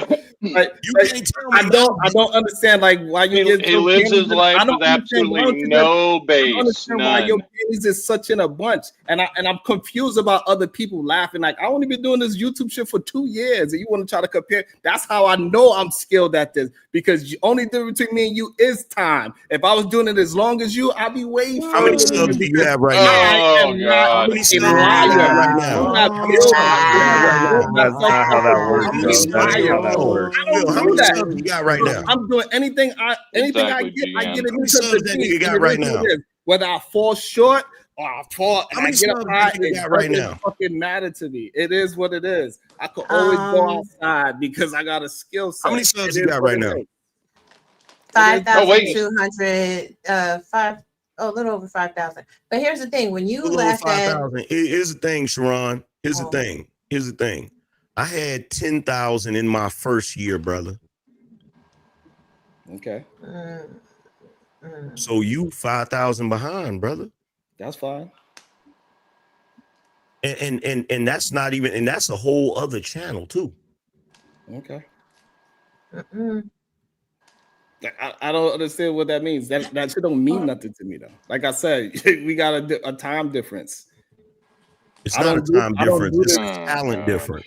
It's not a time difference. It's a talent difference. You can say it, but it ain't a skill It is set. a talent right? difference. Maybe you have a better talent than me. That's a talent possibility. difference. But your It's a skill talent set, difference. you have it. This thing It's that a you're trying to make talent it as a difference. skill is not a skill. It's a It could be a talent difference. I would agree with It you is a that talent I would difference. agree. I would agree with you. It is a that being a talent tattoo difference. artist is a talent. It I is would a agree with you that talent what you do. difference. I would agree with you. What you do It is is a a talent talent. I would difference. even agree that being a goddamn It's a talent barber is a difference. talent, but it's not It's a a fucking talent skill. difference. It's a talent It's difference. okay. I just do. I'm a It's more a black and talent white difference. thing, and I get it that other people just want It's a to, talent difference. they just want to glaze you just to glaze It's a you. talent And I difference. get it. But in It's a talent reality, difference. you have wanna be talent. glazed for being a contractor. I'm trying You to want to get be you glazed for being a contractor. You just keep. You want to be glazed for being a contractor. I don't understand why y'all keep You trying want to be talk glazed over for being a contractor. See, I'm gonna show you. You know how it's a talent difference. This is how it's a talent difference. Because in my first year of YouTube, everybody knew who the fuck I was. Okay. Don't nobody know who the fuck I don't you are. mean nothing to me. Don't nobody know who the fuck you are, homie. Hey, as long as you know who I am, Don't nobody that's know all who that the fuck matters, you right? are. Nobody know who the fuck you are. I'm glad my brother Cellulite know who I am. Roll B knows who I am. Ray De Niro knows who I am. 187 know who I am. Bad fucking ugly duck knows who I am. That we all know who you. We all know who you are, Sharon, because you're the biggest fucking joke on YouTube.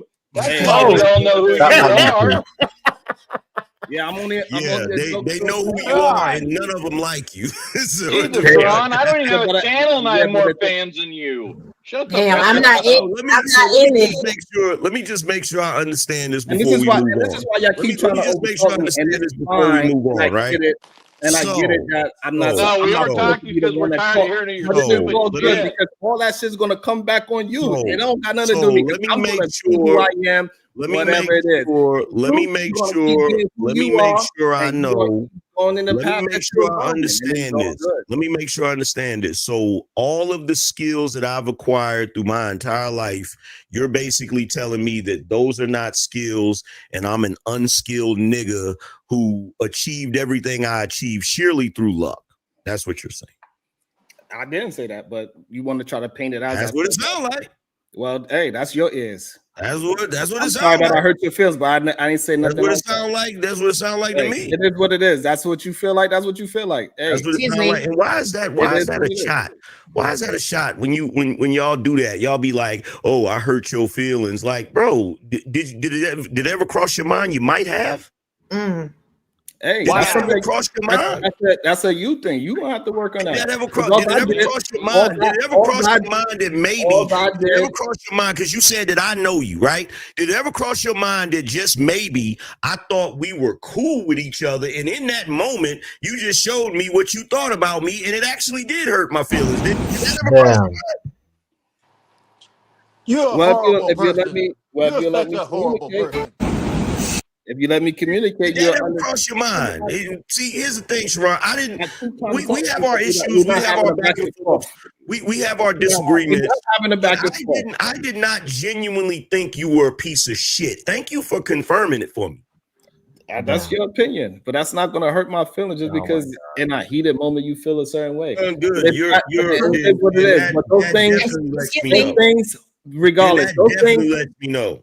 Regardless, that definitely lets me know. I got it. You don't give a shit. It didn't fly for 1 second. It's not. I got it. You don't give a shit. You don't give a shit. You don't give a shit about what I think about you, but I obviously gave a shit about what you think about me. Got it. Right. And those things that you named is just not skills. Those are talents. It is what it is. You lost your fucking mind, bro. At this point, it is what it is. It's the truth. Like if you could draw, that's a talent. It's not a skill. Like I don't. They literally have school to go to draw, bro. Finish your fucking thought. Lost your fucking mind. You keep saying the same shit over and over, Sharon. You know what? Excuse me for a second. Excuse me for a second. Hold up. Excuse me for a second. Excuse me for a second. Excuse me. Excuse me. All right. Appreciate you stopping by. Bye. Go see ya. Appreciate you stopping by. I appreciate you stopping by. Take it easy. Go beg for more attention on your channel. Bye bye. We're unskilled peasants.